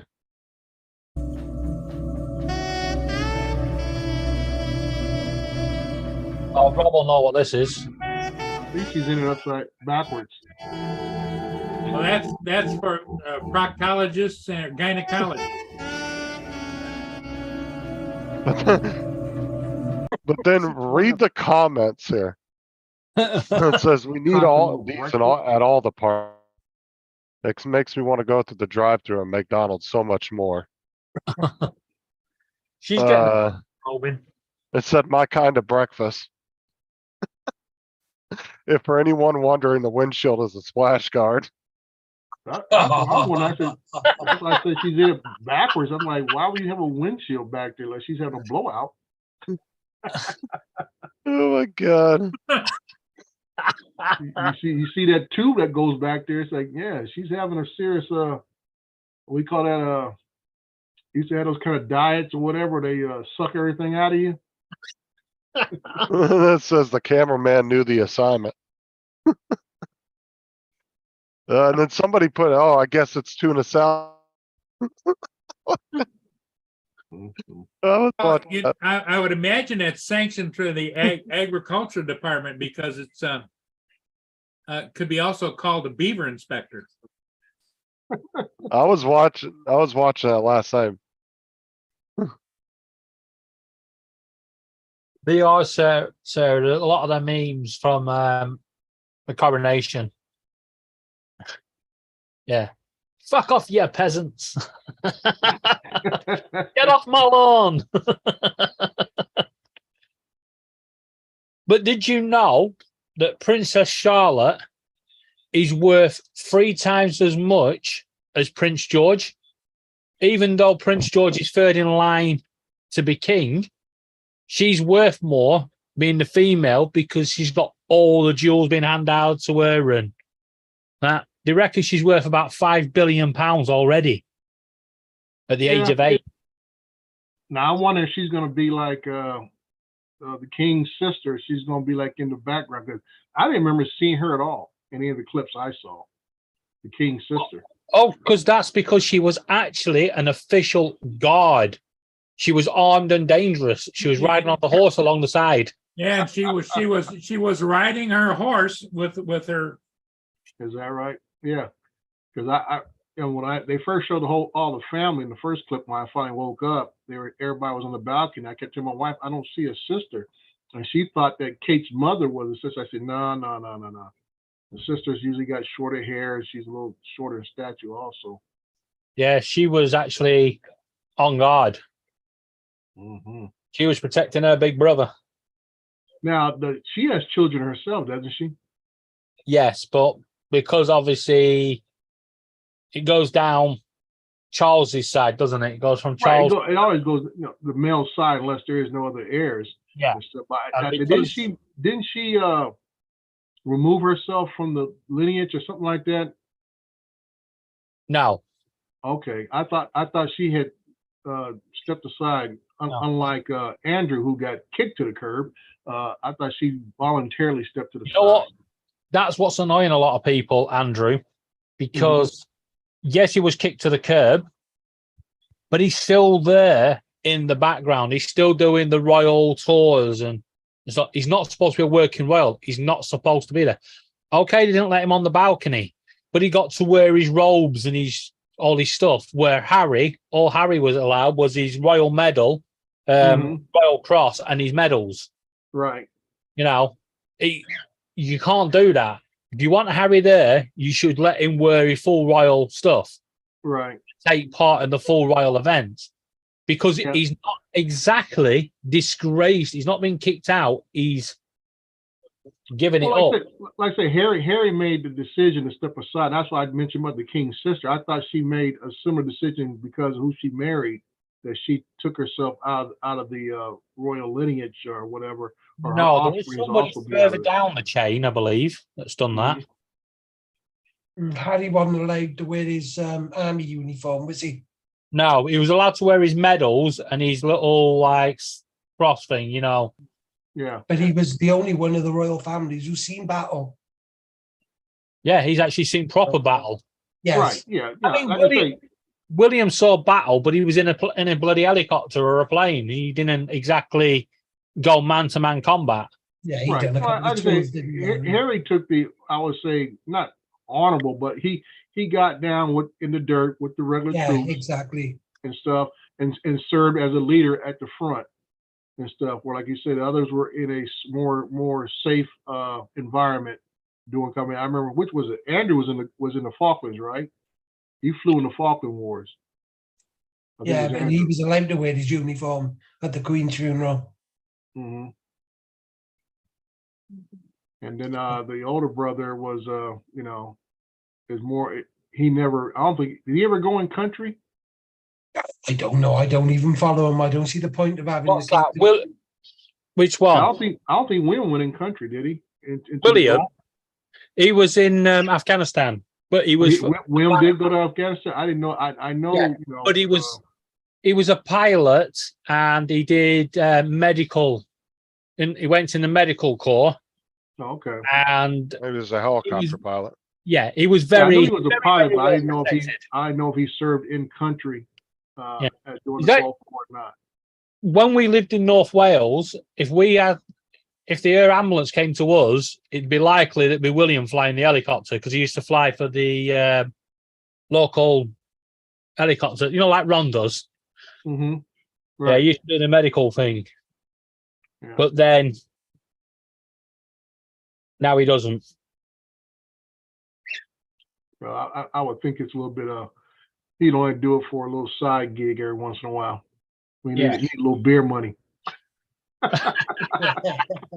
Well, over here, the pilots in the for the NHS helicopters and stuff, they don't get paid. The volunteers. Yeah. Not that they needed any money. No, I'm just joking. I know they're fairly well off. Like you say, like Charlotte's worth a couple billion, and who knows how much Louis worth. Oh, Louis is a comedian. He's going to be the funniest one out of the lot. I think they should just skip the whole line and put Louis in. The things he does.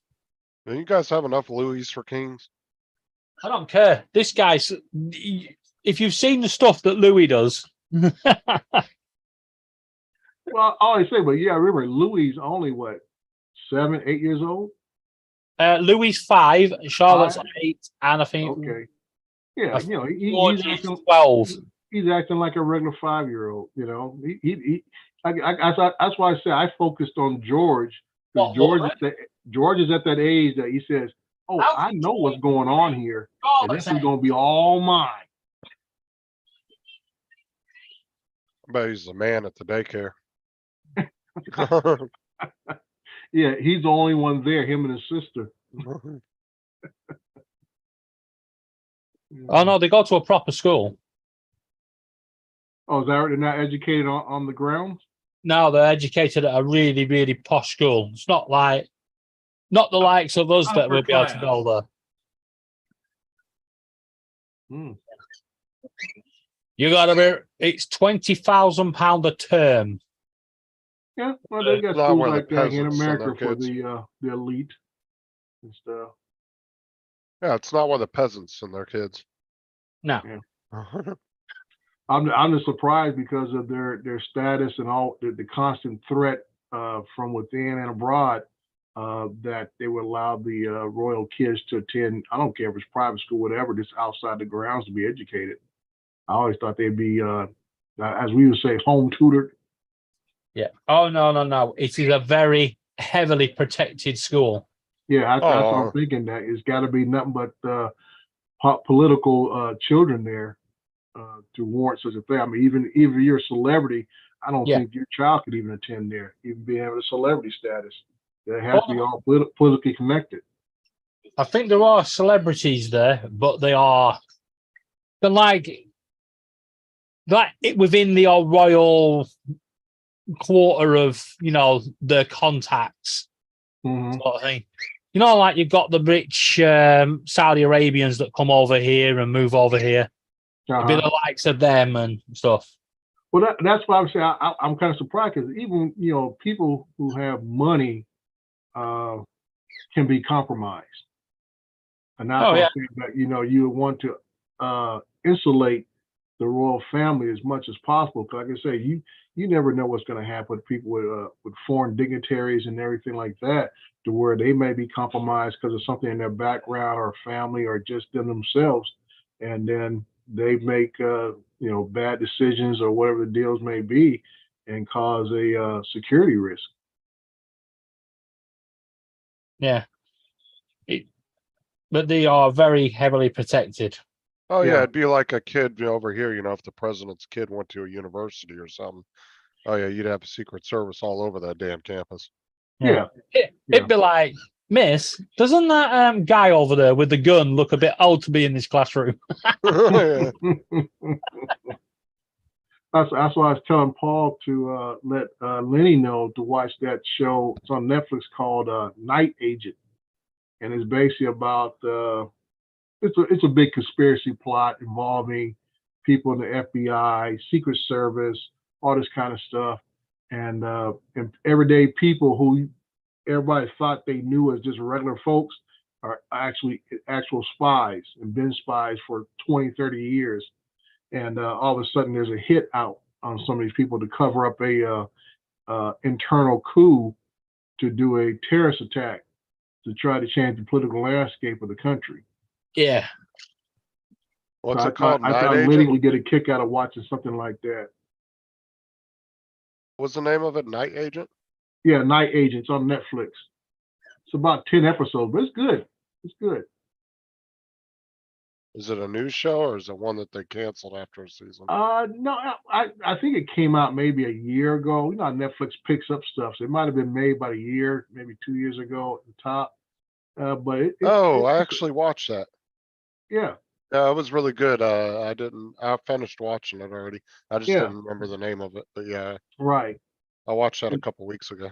right. And the lead character, his dad was accused of being a traitor to the country because he, Yeah. like I say, he became compromised. And that's what I'm saying about the royal kids. I said these things do happen, and he was one that was worked in the higher levels of the FBI, had top level clearance, and became compromised and did some things. But he tried to right it, and then he was killed before he could actually correct it. Oh, I so want to talk about the last couple episodes, but I don't want to give it away. Yeah, that's what I was trying to give some of the. I don't want to give away the details of the whole plot, but that was the one mysterious thing in the whole thing, that this guy was just dead set trying to clear his dad's name through the whole thing, which which was kind of bizarre. I don't see where that could go into a season 2 though, from the ending of it, because it kind of. Well, like I say, he's granted a higher status at the end of the show. I guess it'd have to go into a whole different type of plot though. Right, you have to go season. to another, because now he's a field agent Right. compared to just the night watch guy. You've not convinced Sarah to watch it. She said she's still mad they cancelled Designer Survivor. Oh, okay. Well, there's another show out now on Amazon called The Citadel, which looks pretty good. I watched 3 episodes of that. Oh yeah, Designated Survivor was really good. Oh, There's Desert- like sorry. there's like 4 or 5 seasons. I mean, you can go watch it. It's still a good. Now, the only reason I didn't watch that is because I watched all the 24s with Keith Sutherland. When that was real popular years ago, Yeah, I remember that. and that was just like, I like I say, how many times has this guy got to be the one? He just started another show on. I think it was a Paramount. I started watching. It was called Rabbit Hole. Yeah, I was gonna say Rabbit That's Hole. actually pretty good too. I started watching that one too. But I see Sarah. Sarah, I think you would like that one. I don't know if you remember watching with Justin or not, but Night Agent is pretty good, and Citadel looks like it's gonna be pretty good too. Looks I like watched Mayor it. Kingstown is coming back too. I started to want to watch that, and I just kind of I didn't want to get buried good. into it. It's really good. Yeah. Just like the one with Sylvester Stallone. What was that new show? Tulsa. Tulsa King. That one was really good. Yeah, Tulsa King was. Yeah, I liked it that one. I watched all of that. Yeah, Mayor Kingstown was really good. But the problem was he got in that bad car accident Yeah, about a month or so ago, or a month Yeah. or 2 ago, and they weren't sure if they were going to be able to do the second season. yeah. Apparently He's he's been lucky. making He's lucky just to be alive. Yeah, apparently he's been making a good comeback, and I saw an advertisement the other day for the second season. So apparently, Yeah, well, I guess he also did another show where he went around converting buses or whatever for different communities, and I think that's going on Disney right now, where he was doing these things for these low income neighborhoods and doing stuff for the kids and everything. I think that's aired on Disney, and I think he had just finished filming that when he had the accident with the snowcat. yeah, he got pretty messed up in that accident, though, from what they were saying. Like I said, he's lucky to be alive, dude. That thing ran right over him. And I told my wife, since I heard about it, I said, I guarantee you something distracted him that he didn't set the handbrake. Because that's almost automatic when you have a vehicle like that. It's like heavy equipment. You got to set the handbrake all the time. And, I got mad when I heard Jamie Foxx had a damn stroke. Well, Yeah, that's he's one of still my weird. favorite He's actors. still in the hospital, and they're not. I mean, it's just rumored that's what he had is a stroke, and it seems like that's what he had. But there has not been any kind of a real official statement that I've seen. I thought they said the other day they released him. I haven't seen that. I Let me know he see. put out a post that I'm doing well, recovering. But yeah, like I said, I have not seen in other words, he has not done a press conference saying that, this is what the doctors say happened and everything else. Because you never know. I mean, my thing is with these actors and stuff, you never know what's going on with them, dude. That's like what's her name from the Bundys. She got MS. Yeah. Mm-hmm. One. Fuck, I can't think. I Of know her you're name. talking about the Yeah. Kelly, the girl. Yeah, Kelly. Yeah. Yeah, she ended up getting MS. Yep. And she has like these really like high end canes that some designer made her, Mm-hmm. and then they say FUMS on them that she uses now.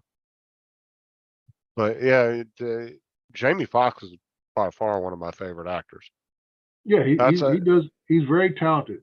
Very Him and versatile. Leonardo DiCaprio is another one, and I loved when they did Django Unchained together. Oh, Mm. that was such a good movie. Them two are such good actors. Yeah. And you know that blood scene? You saw that movie, right, Dre?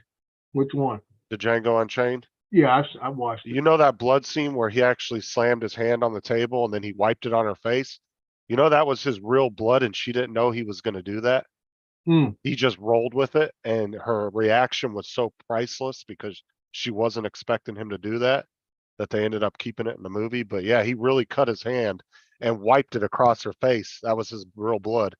Yeah, And there's been several people who've done stuff like that. I remember they talk about what's his name, the guy, the dad, Martin Sheen, when he did Apocalypse Now, when he's in the hotel room and he breaks the mirror where he's doing all the little karate moves in front of. He said he actually cut his hand in that scene, and they just kept rolling. yeah, every movie he's ever made, I really like too, Leonardo DiCaprio. Yeah. Because you ever notice that 90% of the movies he does always take place in a time period before his time. Look at Yeah. his collection of movies. He's always, it's either in the 50s, the 40s, or be Mhm. like in the 1800 time period. But he does a really good job. I always felt it would seem to be hard to cast people around him because he's not very tall at all Oh no, he's not. and stuff. So I mean, you have to do different things, film him from different angles to make sure he does not appear as small as he is. Well, that's the same problem they have with Tom Cruise too, because everybody got pissed off when they casted him in the role of Jack Reacher, because technically Mhm. Jack Reacher was this big dude. Right. I mean, you've seen the TV show, the new Jack Reacher TV show, and the guy that they chose. I've seen for the that. advertising. This guy's like somebody walked off the WWF ring. Yeah, that dude is fucking massive, man. He was Yeah. in the show. His main weapon is a 50 caliber Desert Eagle, and it Mhm. looks like a freaking 9mm would look in any normal person's hand. Yeah. Like it just looks like a small gun because the dude's so massive. Yeah. But that's the type of character that Jack Reacher was supposed to be, and we all know Tom Cruise is really small. Yeah. Only like 5'8", I think, or 5'9". He's not very tall at all. Yeah. Yeah. So that's what I said about Leonardo. I mean, it was nice when he was younger, when he played more age-related characters. But now that he's getting older, I know it makes it difficult to find actresses who play opposite of him that are at his same size. Oh, for sure. Yeah, there's some actors, they have to do some weird camera angles and And like I say, the girls, they try to make sure they never wear heels. They always got to wear flats and stuff like that. Put them on a box, and then you'll be noticing how they never show the full length unless it's a far away shot. And as I tell folks, you look at what the female is wearing and stuff, and they do a shot like that, and I guarantee you, she's always wearing flat shoes. And I'll tell you what, Quentin Tarantino, man, he makes some weird movies, but they're just oddly really good. The shit he comes up with is just crazy, but it's always really good movies. Like what was the one where they went had Brad Pitt in it? They were the Nazi killers. Oh yeah. Inglourious Basterds. Yeah. Yeah. My all-time favorite is the Mariachi and stuff. Mariachi. I don't think I've seen Yeah, that one. with what's his name? The chick is now her name is slipped my tongue. Gorgeous woman, still is to this day. She played in Hitman's Bodyguard. Is that one of Quentin's movies? No, Hitman's Bodyguard is not one of his, but the wife of Samuel Jackson is the one that plays the girl he meets in this other movie I'm talking about, the Mariachi. I'm trying to think of her name. And the other guy's name, he's been Antonio Banderas. Oh yeah. He plays a musician / hitman. Oh yeah, where he has the guns built into the guitar. Right, case. into the guitar case. Yeah. I remember those movies. Yeah. And like I say, what's his name did a cameo appearance in it at the bar. The director. Was that called Mariachi? I think it's El Mariachi or what was it? Let me see if this is it here. I think I found it. Right, guys, I'm going to drop off. Is it this one here? There's a couple of them because there's two movies actually. Catch you later, Rob. Later, Rob.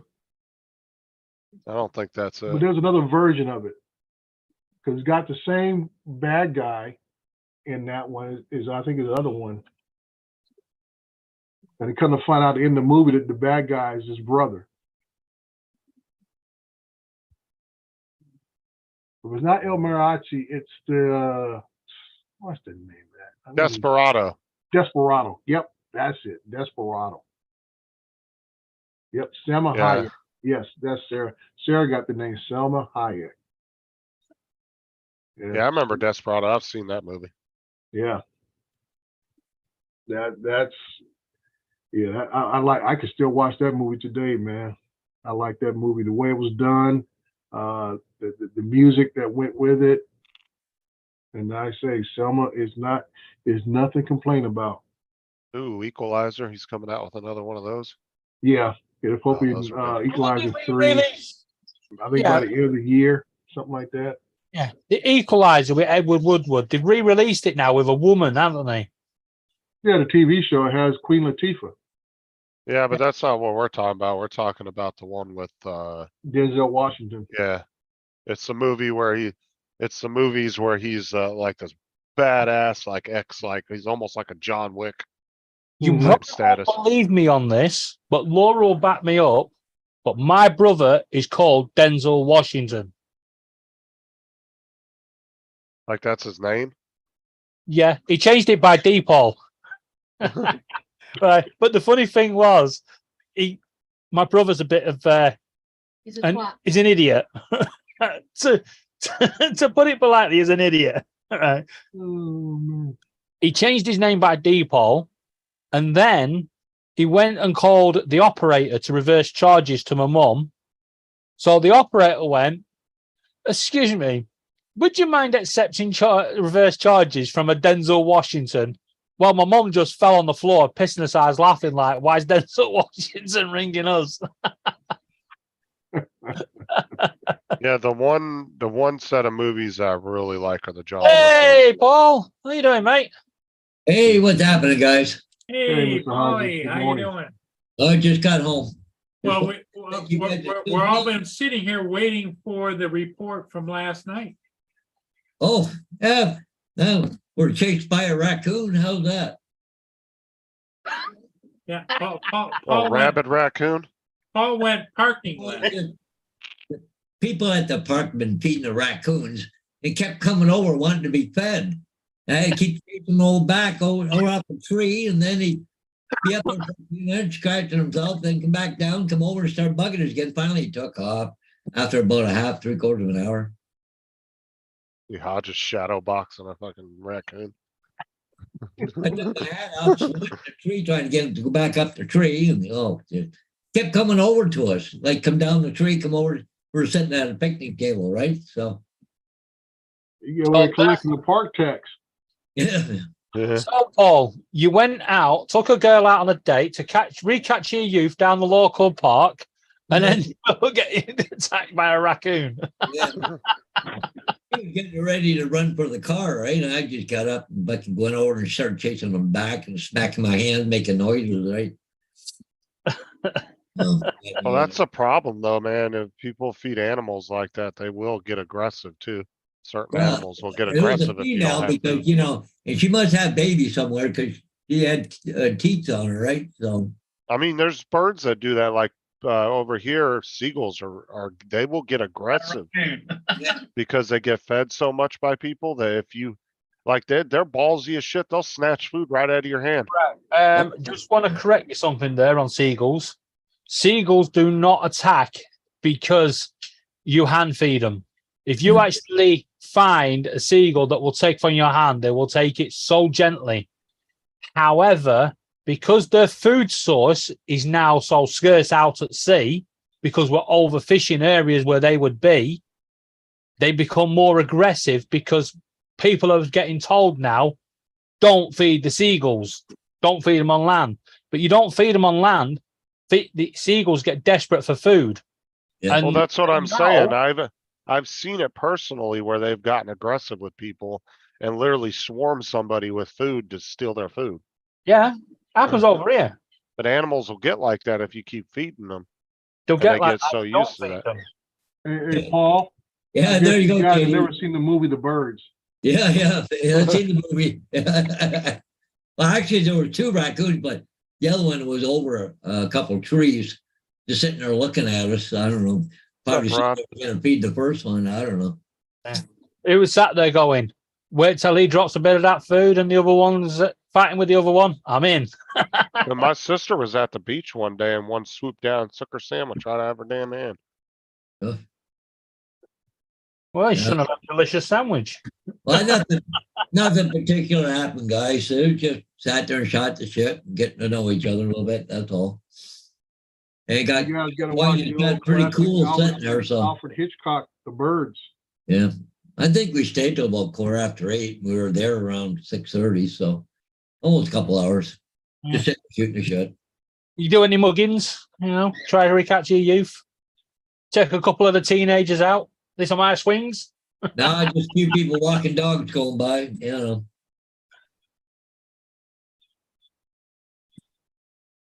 Yeah, over in the UK, you don't go down to the park after 6 p.m. because all the teenagers are there.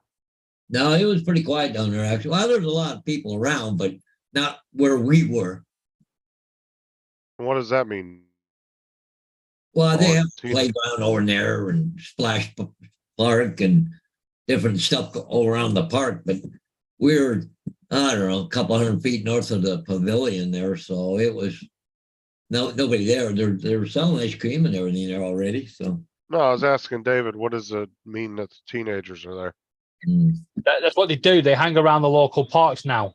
Back in my day, it used to be around the local corner shop or the local phone box. You know, when people would make a phone call and they get so desperate to get away from the phone box, they would leave the money in there. You'd be like, "Yeah, I'm having that." What, do they sit down there and harass people at night or something? Yeah, they can do. Not always. But I'm not done for the How's day. I still got to go to West Lawn yet, so that's 3/4 of an hour away. So I got to go put a sign up there. So Did you just say you're going to West London? no, West Lorne, All right, because I'm going to LRNE, West Lorne. all right, because I'm going to West London tomorrow. I got to go put a sign up. But I was down to, I left here about 8 o'clock. I had to pick up a sign in Elmer. I had to put one in Copenhagen. I stopped the trailer. I cut all the grass and Right, you're getting around the world. so aren't you? now I gotta go to West Lawn, put a sign up, but I don't know, you guys probably remember, but last year my sister lost about 11 trees. They had to redo the municipal drain. But Yeah. anyways, 3 houses to the east of her. But anyway, she's had a lot of water laying around there and something not working right.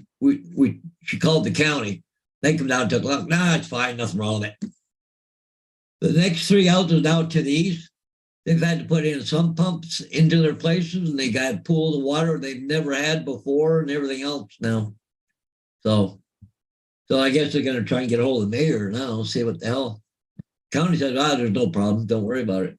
And see, they were supposed to come back this spring and re-level all the land and then, because they, where they cut the drain through, put the new drain in. Well, they took the old one out and put the new one in. They piled it up high so it settled, right? Then they come back and level it. She's got dips and everything else there now. But it sounds like they're not even going to come back and do that because they said when they come in there, it's going to be better than what it was when they leave.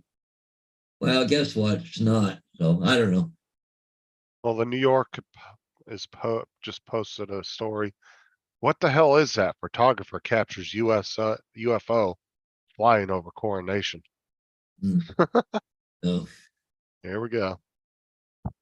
now, if you guys heard yesterday, I run into a Karen yesterday doing my aerials. By the way, Drain, Education tour. they're having a go at you in the chat there. Yeah. David and JD. Yeah. The keyboard warriors. Paper cut, yeah. I'm going to be honest. At the weekend, I tried that keyboard warrior shit. Metro Didn't like Link, it. what?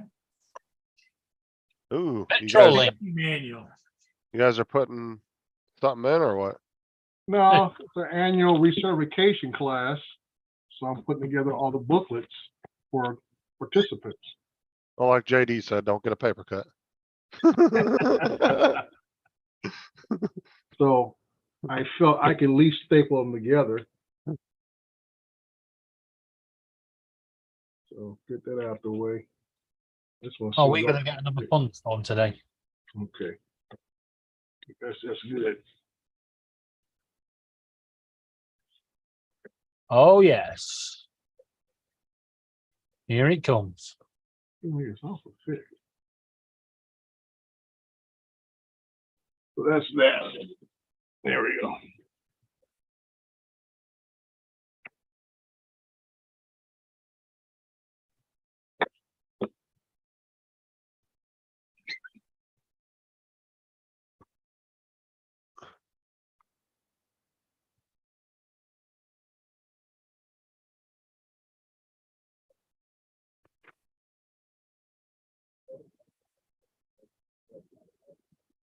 Nope.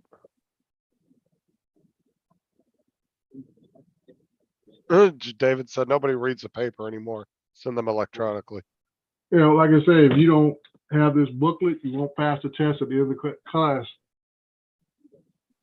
And Rod said, paper for training really should be a PDF. But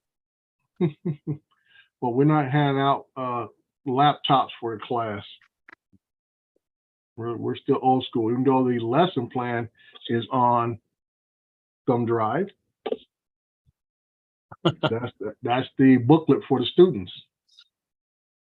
And without this training class, you are not allowed to work near a railroad track. Is it just like, do they actually have to take a test or is it just sit and Yes, listen? you have to take the test to get your certification to put on your helmet.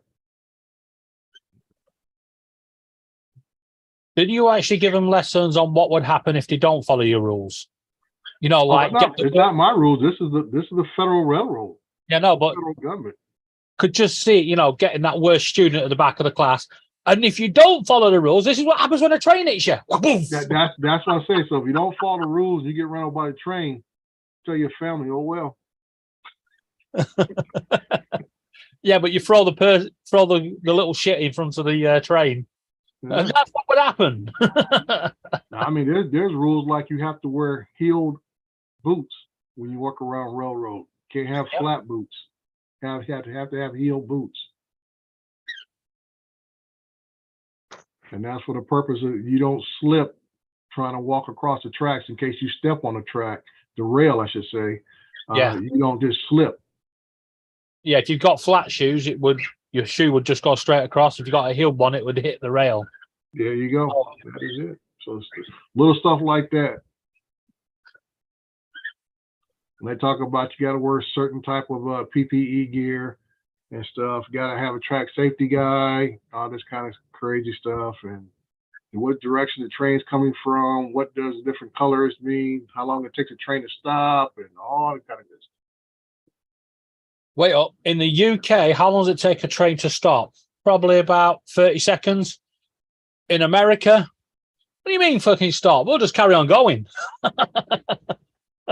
It takes about a mile for a good freight train to stop.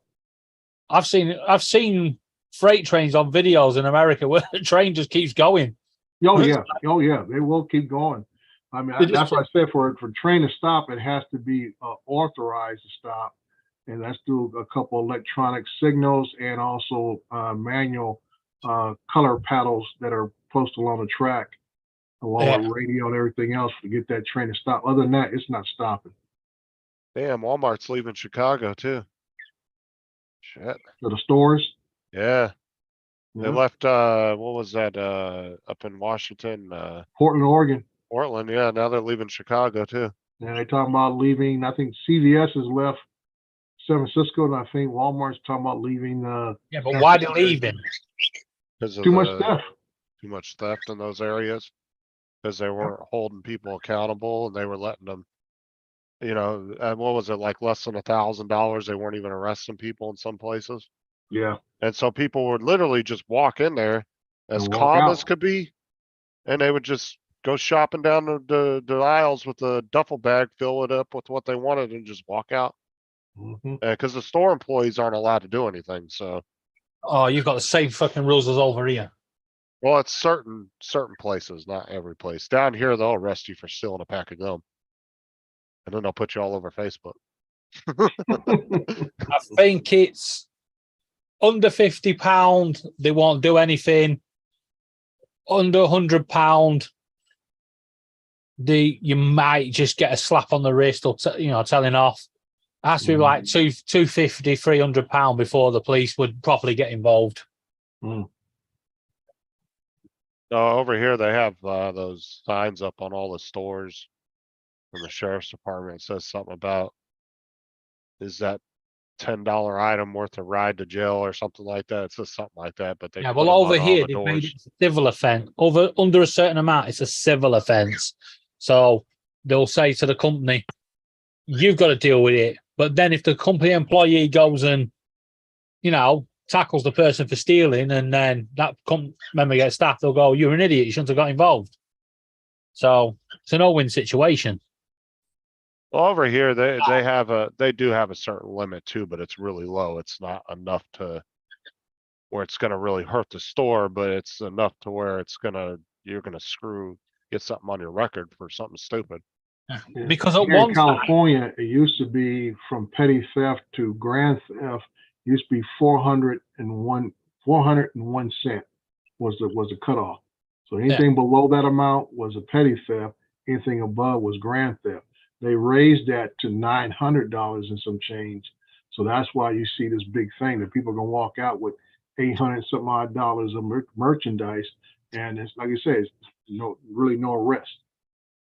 The police are not going to respond, all this kind of stuff. Yeah.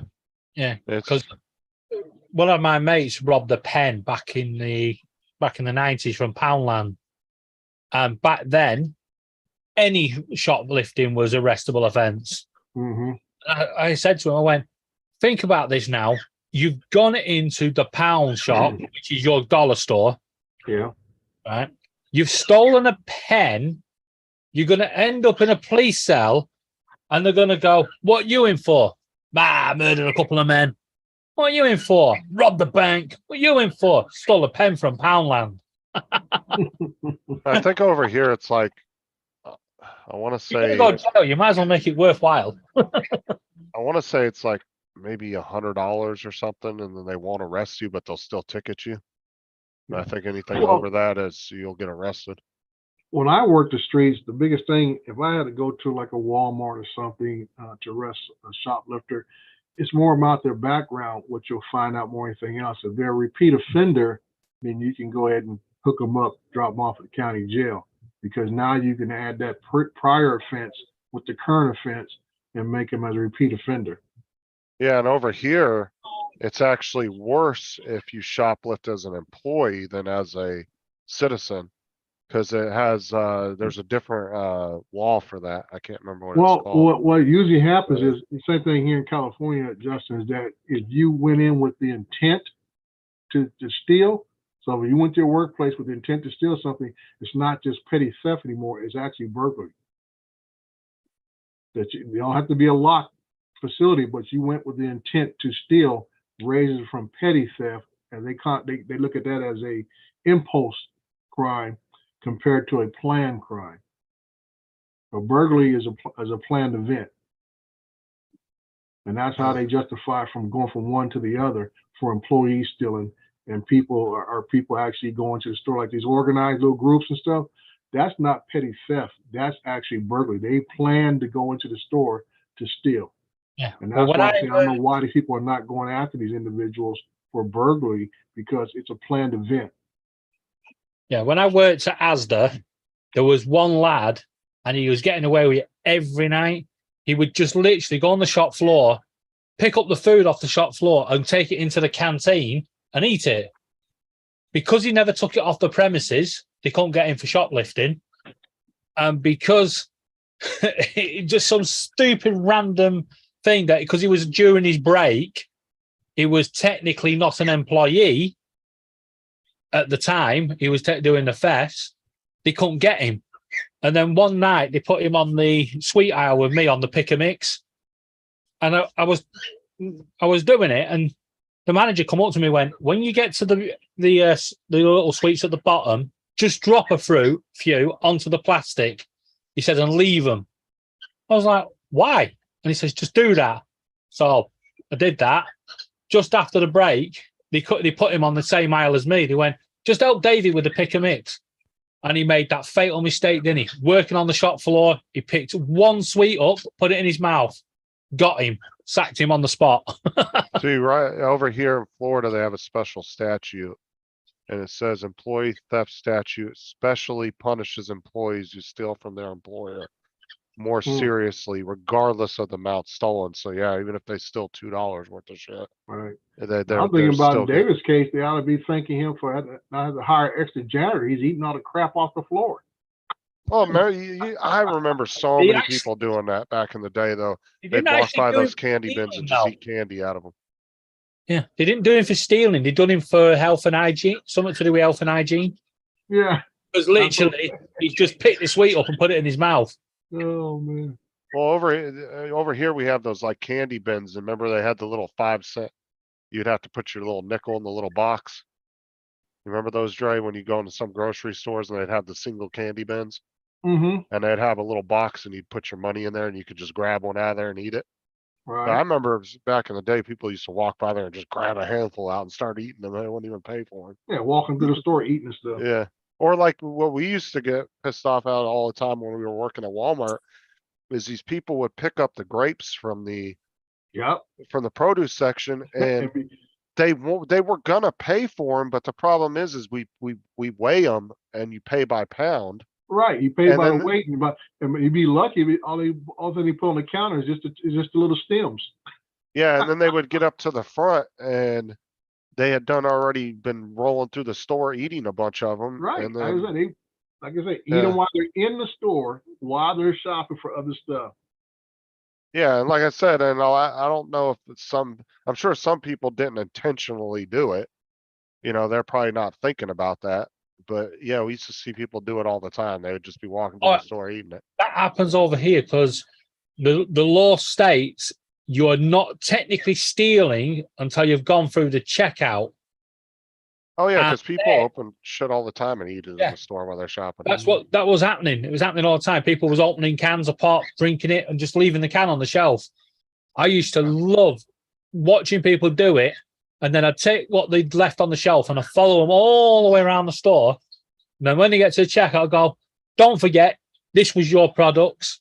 And they'd go, "Well, you can't prove that." I went, "Cameras won't lie." I said, "So if you either pay for it or security's going to meet you at the door." No, if you were to eat a product and then walk out of the store and not pay for it, you'd get in trouble. Like you consume the product, like I said, most places won't say nothing to you if you're eating the product. If you get up to the register and pay for it, there's usually not an issue. Because I've seen a lot of people open bags of chips and they'll sit and start eating them as they're shopping, and then they'll get to the register with an open bag. Sometimes there'll be an empty bag and they'll be like, "Hey, I ate this when I was shopping." And they'd hand it to you, and you'd scan it and then throw it away for them. Yeah. They pay for it, which is fine. But the minute But you do walk have out the that same- door, Yeah, but do you have the same problem that if you've not physically seen them eat that product and you confront them and you get it wrong, you're liable? oh, I mean, yeah, you could get in trouble for falsely accusing people by Yeah. your company. But that's Um, why you but know, you places like Walmart though are covered in cameras. I mean, you're gonna walk down some aisle that's gonna see you eating it. Well, I understand that, a lot of times, and you get mothers with small children are the biggest offenders of this because they get the kid wants something, the parent hands it to them, and the kid's munching all through the store. All right.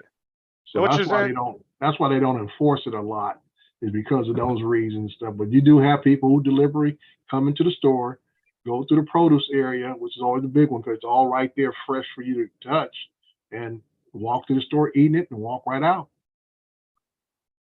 Yeah, it's fine. Like, I don't have a problem with it as long as you pay for the item, but if it's an item that's done by weight, you need to think about that before you start eating it.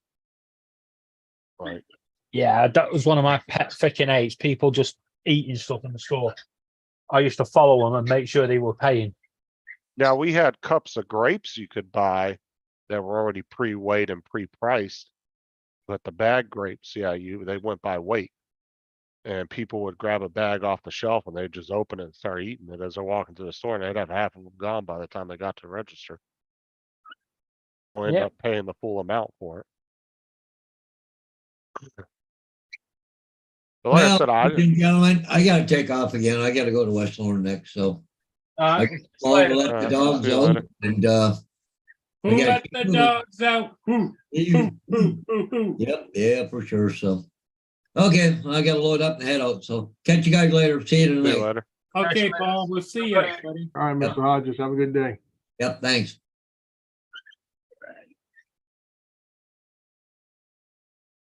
Well, guys, I found my webcam and I've put it down and I've lost it. It was here 30 seconds ago. Ask Laura. There it is, Dre. That the new one?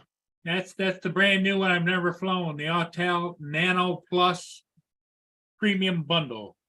Now, I thought that one was pretty good as far as speed and stuff. Now it doesn't handle the wind very The well. light is really good on speed, but the Oh, it's the nano, light. Okay. Yeah, I knew it was one of them that was almost right up there with the Air 2. the nano is very underpowered when it should have been more like the mini, but. Cause when I was at the last drone meetup, not this last drone meetup, but the one before that, Mm-hmm. had his nano in the air and I had my mini 2 in there. I said, "You want to race?" He's like, "No, I'm good." Cause he would have never caught me. That I think its top speed is like 18 or what, 19 miles an hour. Yeah. And the mini 2 can do like 38. It's only like 4 mile an hour slower than the Air 2. Wow. So I think I'm gonna sell this, Yeah, you should. I mean, if you're not using it, get whatever I can get out of the it. longer you sit on it, the less valuable it's gonna be. Yeah, you know, if you go on if you go online, you can find them for, the premium bundle is about $749. David's asking how much you want to sell it, Paul. You might be interested. Well, if somebody sends me $500 plus shipping, I'd sell it. I wonder why is it losing so much value? Well, I know Altel dropped the prices on their drones a couple times too. Is that right? And they've been doing those things where it seems like around some of the DJI releases, they'll drop the prices way down to try to push more drones out. Right. Now, how much does Yeah. that thing weigh? It's 249 grams, but I don't know So how it's much. up 250 drone. It seemed to me somebody want to scoop it up. Yeah, it's under the limit. There's no doubt Yeah. about it. Have you found any case uses for a smaller drone like that, Dre, or no? Like a Mini 3 Pro or anything? Like, I mean, if I didn't have my Spark, I would say yes. But since I still have my Spark, I don't need anything for it. Well, what's nice about I'm this sorry. one, Dre, is the camera is excellent, just fantastic. Especially low light. Yeah. yeah, Altel definitely, when it came to just shooting in auto, their auto settings were a lot better for somebody Yeah. that's And not really. like I into said, it. I very rarely do any indoor shooting. So like I say, it's just, that's why I said it's not a great need for me. Like I say, unless I'm doing like a demo where I got, light coming in through the roofs and stuff like that, which means I can still fly Spark with no problem, got plenty of light, or I can walk through it with a handheld, gimbal camera. It's just, I don't know. I'm not looking just to buy stuff just to buy stuff. Well, that's what I was asking, Okay. like if you have found for your business, Yeah. any use case scenario. Like I for say, it, yeah. this year, I'm trying to figure out what's going to be the best option for me to buy a GPS RTK system. I want to see what if DJI comes out with a bundle with the Mavic Enterprise Mavic 3 Enterprise with the RTK system, or should I go ahead and buy the older Phantom 4 RTK with the system, with the RTK system? Hey, that's not a bad buy then, Paul, $500. Yeah, Save there it is on 250. Amazon right now and get delivered Yeah. tomorrow. Yeah, Plus so shipping. that's what I'm saving my money for, Justin, this year, is that I want to, step up my my game for my business to be able to apply for larger projects that are going to require RTK, which allow me to do survey grade level work with the drones I do have, and go from there. Yeah, that shouldn't be a bad price for somebody. Cause I would say probably about $40 for shipping at the most. Not even that, probably about 25. So yeah, that'd be saving a good 200 and some dollars. So that's not a bad Yeah. price. Yeah, like I say, I've never flown it. It's still got all the stickers on it and everything, and Yeah, 3 batteries. Yeah, can't. Yep. I say for a sub 250 drone, can't complain with that. Yeah, now the light had really good speed, but Mhm.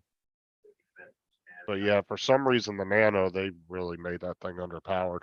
I don't know Yeah. if it's just the motors or if that was just a firmware thing, but yeah, they've never had the best of they speed just there. don't have the power. Yeah, it Hmm. was kind of, I would say it was more compared to the Mini One, how the Mini One had issues with the wind Yeah, because it didn't have that good pitch or anything and it was a little bit underpowered. right. And what you're saying is being underpowered because they're probably saving on weight, That keep could be under it that too. 250 mark. So like so, a lot of other drones that DJI put out, I don't know if that one you have, Paul, has any sensors on it or not and stuff. But I know that's why all the early minis didn't have any sensors, was to keep the weight down. Now, this one has sensors on it. Yeah, so I think it has what, 2 on the front and 1 on the bottom, right? Yeah, I think so. yeah, so Let yeah, me you let me gotta pull it up and sacrifice something somewhere. It'll say, I'll screen share it again. I have a feeling that they're gonna change that rule though. Cause there's gonna be a lot of people that aren't commercial pilots that are gonna go to the sub 250. Three directional sensor, obstacle sensing, Mm-hmm. 3x gimbal, 3axis gimbal, three-way. Three-way obstacle avoidance, yeah. But Well- my whole thing too, Dre, is I'm wondering on the Mini 3 Pro, even though it has the has all that built in for the what do you call it? The God damn, I'm having a mind blank. The remote ID, Mhm. is it gonna give you the option to toggle it off or on, or is it gonna depend on which battery's in it, whether it turns on or off? Remote Because- ID is constant. Once it's activated, it's on. See, because on the Mini 3, I think they need to make it to where if you have the bigger battery in, it should register that it's over the 250, but if it has the smaller battery, you should be able to turn it off because it should be your choice at that point. Because they didn't Well, make it a so far, requirement. what I've heard at this point, that once you activate your remote ID, it will stay on. Do that. Now, if Uh, you're using a transponder, a little module, if you don't put it on, you don't put it on. And I guess Doble posted a picture of a real small one for FPV pilots. I mean, it barely fits on that's almost the size of your thumb, the palm, your thumb right here. And which is Yeah. nice, something that's small. That's what I look for, something that's small, because the first ones they kept showing were I would say pretty big. And so we'll see. But I guess Drone Tag is being the leader, because they said the one they show for FPVs is only like $39. I have a feeling though, a lot of these FPV guys aren't gonna want to put it on their drones because, they're like the pirates of the drone community. Yeah, there's always going to be that percentage. They're going to do what they do, and they're going to call themselves justifying it one way or another. And then, like I said, when things happen, there's not going to be no excuse. You don't have nowhere to hide. Well, see, that's what I was telling Sean, because Sean was like, You know, he was kind of against all that and everything. And I was Mhm. like, but the only problem is, you know, if somebody happens to call the cops on a police report of why they responded, even if they Mhm. don't do anything to you, that police report could still get sent off to the FAA because it Yeah, has to do with some kind of federal thing in the police report, right. and And they might have that's to part, report that's that. part of the remote ID mandate that if local law enforcement are called out, they're supposed to they'll take a report and forward it to the FAA for further investigation. And one thing they're going to look at, okay, now we have a location because it's going to be in the report. Right. Now we're going to check our systems to see if anything shows a remote ID. Yeah, and then they'll know who the person is, obviously, Right, because they because it's filled going out to a be in the police report. Right. That's what I'm saying. That's what I tell folks. It's going to be in the report. So if you're contacted, just stand by. You'll get that. You get that registered letter in the mail. I have a feeling that's the way that they're gonna be catching some of the FPV Yeah. guys, or even some of the GPS guys with the Henry, older drones that aren't gonna wanna use it. Right. And, 'Cause there's and gonna that's what I be tell some folks. I on said, both everybody's sides. worried about, well, the FAA don't have any. I said, it's not going to be about the FAA having an enforcement side. It's going to be local PD responding to calls about drone flights. And then in their report, which they will forward to the FAA, they will follow up. That's when you'll get, it's not going to, people think they're going to be, incidents out in the field where the cops going to be out there. It's going to be an armed standoff situation and all kinds. I said, it's not going to be that. It's going to be something very subtle. When that letter hits your mailbox, then it's going to be very real because there's going to Right. be a fine assessed to it. You're not gonna have FAA agents busting through your front door Right. with It's fucking not going to be like AR-15s. that. Get out! Yeah, it's not going to be like that. And everybody's talking about, oh, somebody finds out where I'm flying. I said, dude, nobody's looking for confrontation. Bill and I mean, Henry. there's very few people who are. So I say, if they can, like in most folks, most people will call the police on their neighbors because they don't want the confrontation. So they call the police on your neighbor. They call code enforcement on their neighbors. They call someone else to be the bad guy. Right, plus they don't have to, and a lot of those agencies, they won't tell you who called. They'll just say They somebody can remain reported you. anonymous and they still walk out of the house and smile in your face, knowing good and well, yeah, I got your ass, Yeah, right. and stuff. That's what So they I'm did to JD. One of the neighbors around JD complained about, they called code enforcement on him because of his fucking shed in his backyard, said it was didn't look right or something, and they told unregulated, JD, right? Yeah. they told JD he had to paint it because it didn't look good enough for the neighborhood, Right. the aesthetics of the neighborhood, and they wanted him Right. to repaint it. hmm I said, people do this all the time, dude. They call the police, they'll call code enforcement, or call some other agency within the local government to complain on a neighbor or whoever else and stuff. And they let them be the bad guy. Then when the official person shows up, you're sitting there scratching your head like, well, how did you know? Well, we got a call, we got a report. So we're following up on that call. Right, and then you're looking around at all your neighbors like, which one of you dickheads called Yeah. called them on me, and then you get all Mhm. start getting all conspiracy. Yeah. So that's why people are worried about, I don't want nobody to know where I'm flying. I said, they probably not gonna care where you're flying. All they worried about is just getting you in trouble with the local authorities. Right, That's all they worried about. So That's true, though. they have solved their problem. that's 100% true though. People will do that. Oh yeah, all the time, dude. We used to get it all the You're having time. problems with your neighbour, And Justin? I used to hate No, getting them kind of calls, Don't bumped her off. Yeah. I don't think Well, she liked me when I confronted her. because I used to get those calls as a cop. I used to hate them because all they were petty neighbor dispute issues. Because the first thing you do when you talk to a person, well, I remember back, blah, blah, blah, blah, blah, blah, blah, they, blah, blah, blah, blah, that. I'm like, dude, I'm not here for that. I don't want to hear the history lesson on you and your neighbor. I'm here because of this. Simple as that. Did you have to follow up on stuff like that in your particular job or no? Or What are I you do now, kinda- no. But when I was an inspector, I get calls because I was an MPDS inspector, which means I dealt with any type of spills, unlawful storage of chemicals, all this kind of stuff. And you get these we call shade tree mechanics working out of the garage or out of their backyards and stuff, and the neighbors all pissed off because this guy's banging on metal to wee hours of the night, fixing cars, and or he's out here changing oil in the driveways, got oil stains going out into the curb face and all this kind of stuff. So we get called out, Right. and we ask the guy very simple questions. Or do you have a business license? First thing we ask him, do you have a business license? So when I walk out there and I see you got 4 or 5 cars in your driveway, and all of them in all different phases of disrepair, I'm like, okay, it looks to me you're running a business. Now, if you got your garage open, I can see from the street, okay, now you got these 5-gallon buckets of old oil. What are you doing with this? You know, you're not saving up to take an oil bath.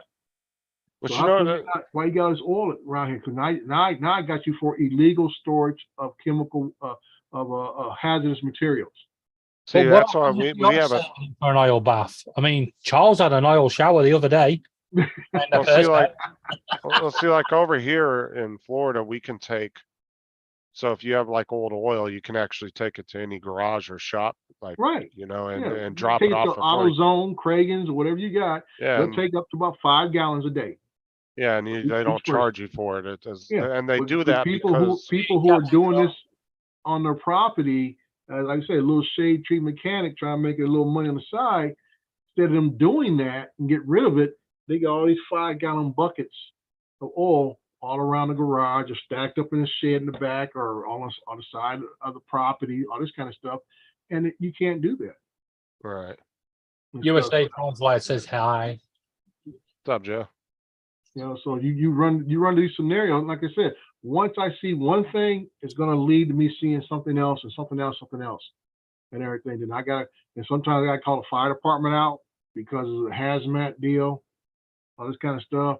So by the time the fire department runs them up the flagpole and back down again, and then I get through writing this nice little dissertation and letter. And I said, now you have a nice day. Press hard 3 copies. And I expect you to pay this $1,000 fine within 30 days. Thank you very much. Now, do you have to, like, say you did run up on a mechanic like that? Do Mhm. do you have to prove that they're actually running a business? Because what if they just say it's my personal My vehicle? observation is all it takes. Is I that take it? pictures of everything. I said, you got a couple cars there. You're storing oil for no legitimate reason and stuff.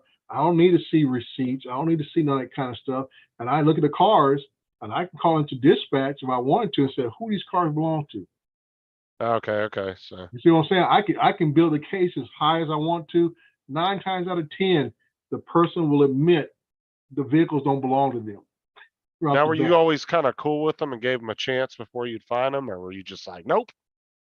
This is Depended, what I guess. do, Justin. I'm as laid back as you're laid back. And now you want to press the A button, be my guest. Because the problem is, only I can depress it. Right. So you want me to be an asshole? Hit the A button, and we'll start the ride. Problem is, you can't get off until I'm done. I get that all the time with the cops in the game. Mm-hmm. I always press the A button, usually smack them, and then I get thrown in jail. Yeah. So that's how I used to roll, man. I don't go out there with an attitude or anything. Like I say, 9 times out of 10, I try to be on the person's side and stuff. I gotta call him.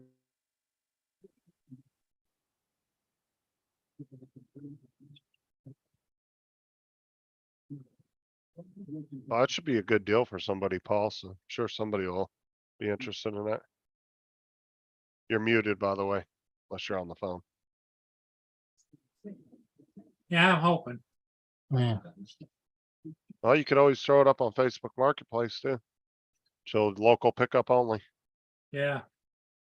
Well, I don't get a lot of luck on Facebook Marketplace. I don't know what the hell is that. Maybe I just don't know. I don't know I what the hell do, it I'm just doing. depends on the product. Yeah. Like if I put Problem with the something, marketplace is if you can catch that genuine interested party in the first couple of hours, great. But 9 times out of 10, what you catch is the fucking idiot that ain't interested or want to just barter you down. So if And you're that's going to the other thing you get, like if I put it on there, let's say I put it on there for $5.50. Would you take 300? No. That's why every time I put stuff on the marketplace, I'll add a few £100 onto it. So if I wanted 350, I'll put it up for 500. You get somebody who'll go, "What'd you think?" Sometimes you get lucky and someone will go, "Oh yeah, I'll give you 500 for it." It's bonus, isn't it? Well, and that's why I always tell people before you sell something, look what it's going for new. Because that's what I do. Like if I'm selling something on Facebook Marketplace, I'll go look and see what the prices of it's new. And then when they come to me and they're like, "Oh, well, I'll give you 400," I'll be like, "No, dude, this is an $800 product new. Look at it." And I'll show them the Amazon listing and the eBay listing. I'll be like, Well, "It's 800 new." Luckily, we've got So a you're company. getting a deal. Yeah, luckily we've got a company over here called Sex or CEX, and they will buy stuff off you, but they practically sell it. When they sell it again, they sell it near new prices, but they give a 24-month warranty. When you buy something from them, it's got 24-month warranty. So if it goes wrong, take it back, get your money back. So it's a pretty good deal. So when I sell something, I go on there, and if they say they'll buy it off me for 300, and they will sell it for 400, or well, no, it's normally double. So they say they'll sell it for 700. I'll go, okay, then I'll meet halfway, 500. And then if somebody pushes me down a little bit, I ain't out of pocket because I'd only get 350 from the CEX shop. All right. They are a really big business over here. Well, it's a fast and easy way for people to get rid of stuff if they don't want to sit around and wait for somebody to come along, you know? That's where they're making that's where they're getting that's how they're making their business. You're not gonna get exactly what you want for it, but you're gonna be able to get rid of it quickly if you need quick cash, you know? Yeah. Like taking it to a pawn shop, you're never gonna get what you want for it, but you'll get rid of it quickly.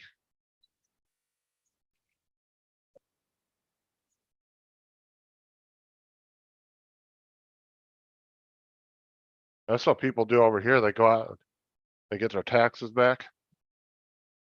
They go to Right. Walmart or somewhere and they buy a bunch of shit they can't afford, and then 2 months later they're broke. I'm just going to put my microphone to my speaker, and I'm going to play this sound just in case Welsh Rob's still listening. Are you ready? This, in English, it is. If you live in Wales, you call the police. And this is it in Welsh. Os ydych chi'n byw yng Nghymru, rydych chi'n ffonio'r heddlu. See? Heavily. I was right. But like, we used to get people all the time coming at tax time and they'd buy phones and computers, right? And they assumed that those had a 90-day return like most products at Walmart. Well, guess what? They don't. They only have a 15-day return. Yeah, 14 The- day off.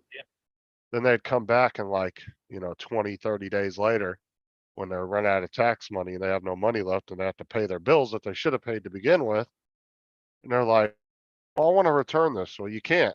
You're like 15 days past the return date. And they're like, "No, it's 90 days. No, look at your receipt." And it clearly said 15-day return on it. They Yeah, don't look at that. They used to get pissed, and what do? They take that $800 TV they bought and they take it to the pawn shop and get like $200 for it.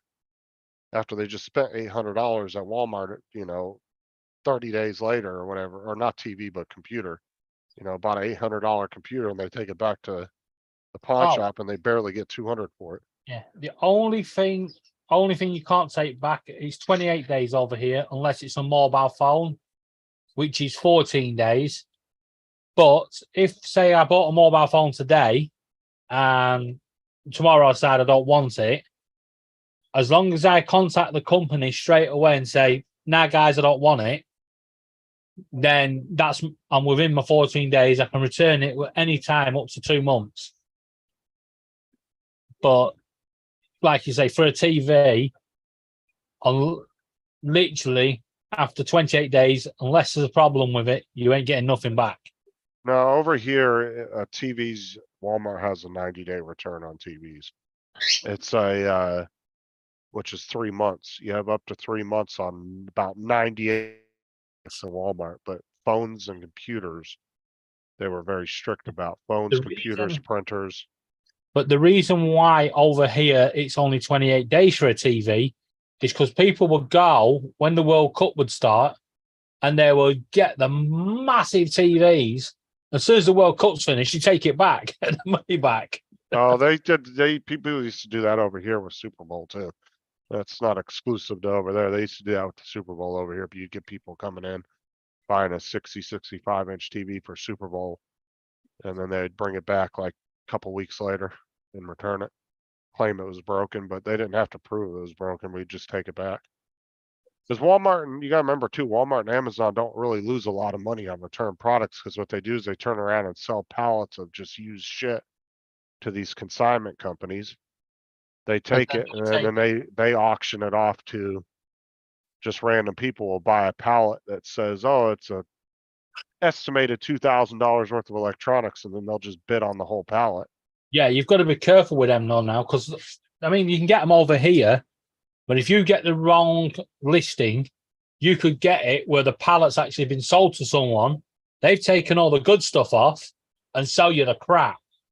Well, yeah, you're always taking a risk when you do that, but that's just a risk some people take. And then a lot of people will have like secondhand stores, and that's how they get their products for it.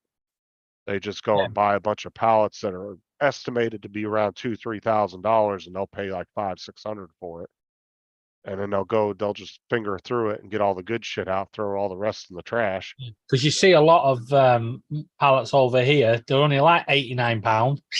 It's like £89 and it's a £3,000 pallet.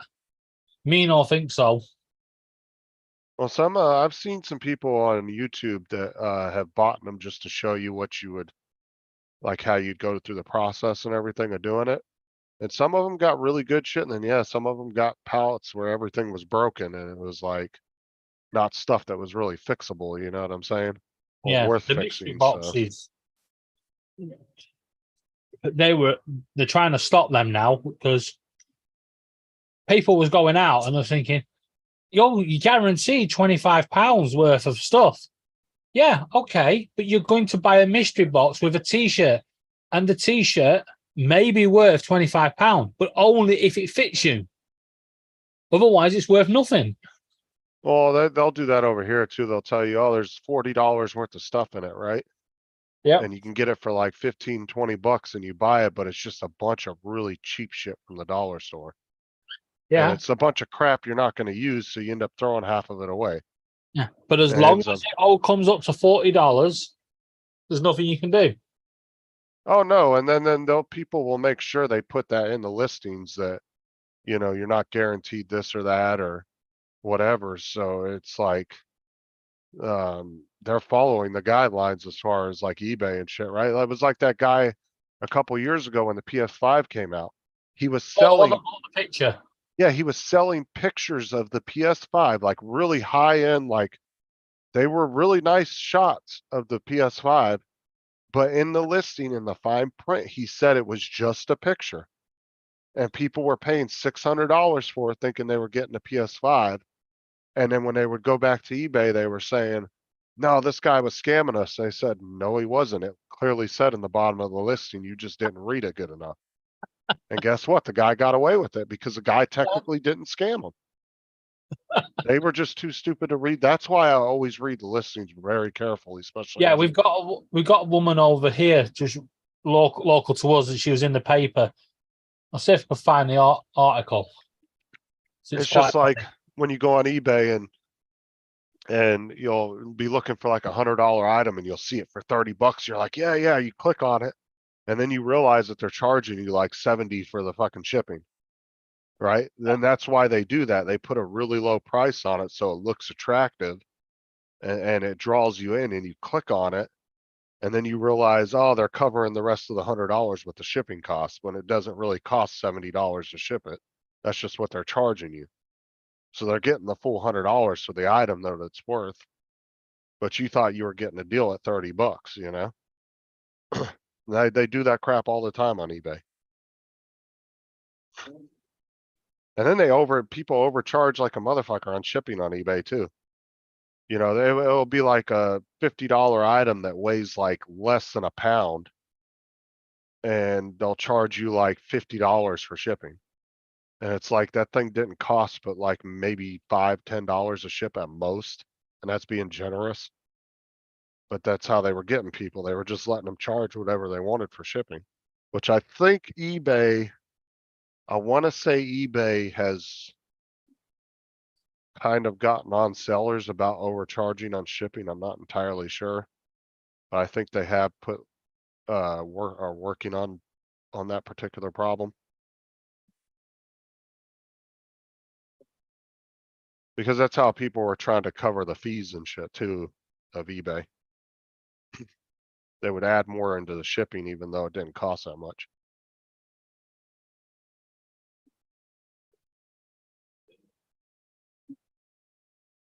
I'll tell you, that guy selling the pictures though, man, he had a hell of a racket going. Yeah, this woman, this girl is actually local to us, but she's made all the newspapers over here.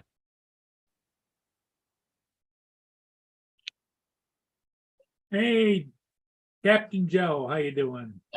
Woman gutted after £3 Evian bottle water bottle turns out to be mini bottles. That's what they delivered. What was it? It was 10 Evian bottles of water, which are £1.50 over here. Right. And she thought she was getting 10 of them for £3. So she ordered them, but what she forgot to read was they were for doll houses. Oh, so they were like little miniature displays, like for like Yeah. a diorama or something, or diorama, whatever you want to call it. But like the listing said, it's genuine heavy on water in the bottles. It's just a miniature bottle. Yeah, that's true too, JD. Like the eBay has gone and now they're believing the customers on everything too. And I know a lot of people have been complaining.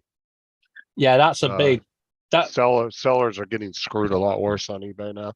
Yeah, that's a big problem over here as well, because I found that when I wanted to return something for a while, it was always found in the seller's favor, because I bought an A3 printer and the woman said works perfectly, but she said it didn't have any ink. So when I got it, put the ink in, didn't work, and I sent it back. And she tried to get out of it in so many ways. She said it's an energy efficient one. Well, yeah, it didn't bloody work. Well, no, the problem over here, we're having sellers on eBay. They're actually like the customers are just saying, oh, it didn't arrive. Didn't And then arrive. they don't have to prove it or anything. And the sellers have been getting screwed a lot worse over here. To the That's point why- where they almost have no protection at all against the buyers anymore. Yeah, but that's what was happening over here. But now they advise you, if you're selling anything on eBay, recorded delivery. But this is where it almost becomes a problem, right? Because you're dealing with third-party people, third-party sellers, third-party buyers, Yeah, and you're just the middleman. It's like, is there a perfect way to set it up to where everybody doesn't get screwed? I don't think there is. there It's isn't. either you're gonna screw the sellers over really bad, or you're gonna end up screwing the customers over really This bad, is the my buyers. argument. Yeah, but this is my argument with Amazon. When I have problems with Amazon trying to return stuff, they go, "Oh, it's a third-party seller," and I go, "Yes, but you're actually the marketplace. You're the one listing it, and you're the one handling the product and delivering it. Therefore, you are responsible." Because otherwise, places like Walmart could go, "Well, actually, we're just a third party. It's from a third-party seller. You know, you need to contact Samsung." Well, even Walmart's online now, they actually started allowing third-party sellers now. So they're doing the same shit Amazon's doing. Like you can start up a Walmart store just like you can an Amazon store now. And Amazon's doing the same, like I hate that too, because Amazon will be like, well, we'll reach out to the seller. It'll take up to 48 hours. Yeah, And then they reach out to the seller and Usually I don't have an issue with doing a return, but to do a return with a third party, it takes a lot longer. You Because see, you have to, it's anywhere between a 2 to 5 day process. I mean, we're pretty much protected over here by the distance selling regulations, so you can return anything back within 30 days, which does tend to screw Amazon over a bit. And Amazon for a while was trying to say, "Oh, but you've got to pay the postage." It's like, hell no, we don't pay the postage, because I'm not going to send my £5 item back to China and pay a £15 postage. They tried that for a while, but my argument was, if I buy it from Amazon, they can deliver it next day because it's on a shelf somewhere in Amazon, then why should I return it back to the seller in China? I've never had Amazon ask me to pay shipping for return. Oh, They always just email you they'll give you 3 different options. They'll give you a store that you can take it to drop it off, like a Macy's or something like that. I think Macy's is one of the ones that does it. I could be wrong.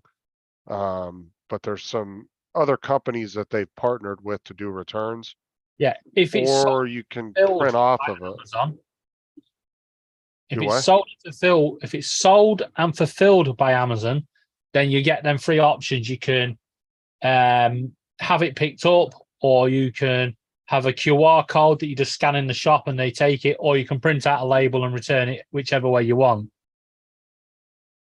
But the really good third-party sellers, like the ones that are actually very good customer service and have high ratings, like I've dealt with a couple of those, and they didn't even ask for the item back. They just refunded me the money, and they were like, "This is unacceptable. We're sorry," because like I received the item broken or something. Yeah. Oh, And they didn't even ask for the item back. They just refunded the money and sent me an apology email. And I was Hmm. like, I didn't really want them. They just sent me the new product or traded me out for the old one. But Yeah. they didn't even ask me. They just refunded me the money and sent me an apology email through Amazon. Yeah, because that's what happened with the dishwasher with us. We sent the broken dishwasher went back, and they sent a faulty one. And we contacted Amazon back and said, "Look, it's not good enough. This one's completely damaged." And then the next one they sent, all they'd done was forgot to empty the water. You know, when they test run it, they forgot to put it through the water empty. So it didn't affect us. It just affected the delivery driver. When he tilted the box, all the water came out and went all down the front of him. It looked like he wet himself. And I argued that was bad for the delivery guy, because now he's going to be walking around doing deliveries looking like he's had a bad accident. Well, that could have been bad too, for the simple fact is that could have been all moldy and nasty inside Yeah. too. But Amazon just said, keep the dishwasher and we'll refund you. So we ended up with a dishwasher and the money back. And the dishwasher works great. Better than the original. You all right there, Paul? Well, they just didn't want to mess with it. I think sometimes though, when I ring Amazon, they all go, "You take it." "No, you take it." "Nah, you take it." Chucking the phone around the desk. "It's your turn." Yeah. It's him again. Just give him a refund. Be done. I'm gonna jump off. I gotta do some paperwork, so. Okay, everybody, I'm gonna say goodbye. Cause I had computer work I had to do, but I can only do it on the computer, so I had to come back to Right. the house anyway, so. I'm guessing you're not at work today then. I was, but like I said, there's a bunch of computer stuff they want us to do, but you have to do it on a computer. And since I'm in the area that doesn't have a company computer, I had to come home, so. Tell him you want, if you're not having a mobile phone, you want a laptop or a tablet. That'll sort him. Cause all the other guys have, laptops. I'm the only one that doesn't have one. So, but the sites that we have to go to do certain things, can only access on a computer, so. You can go to the sites on your phone, but then the options that you need to do are not there. It'll tell you have to go onto a PC, so. Yeah. Right. Anyway, guys, I will I'll see catch you y'all all. later. Okay, we'll see ya. Take care. Yep.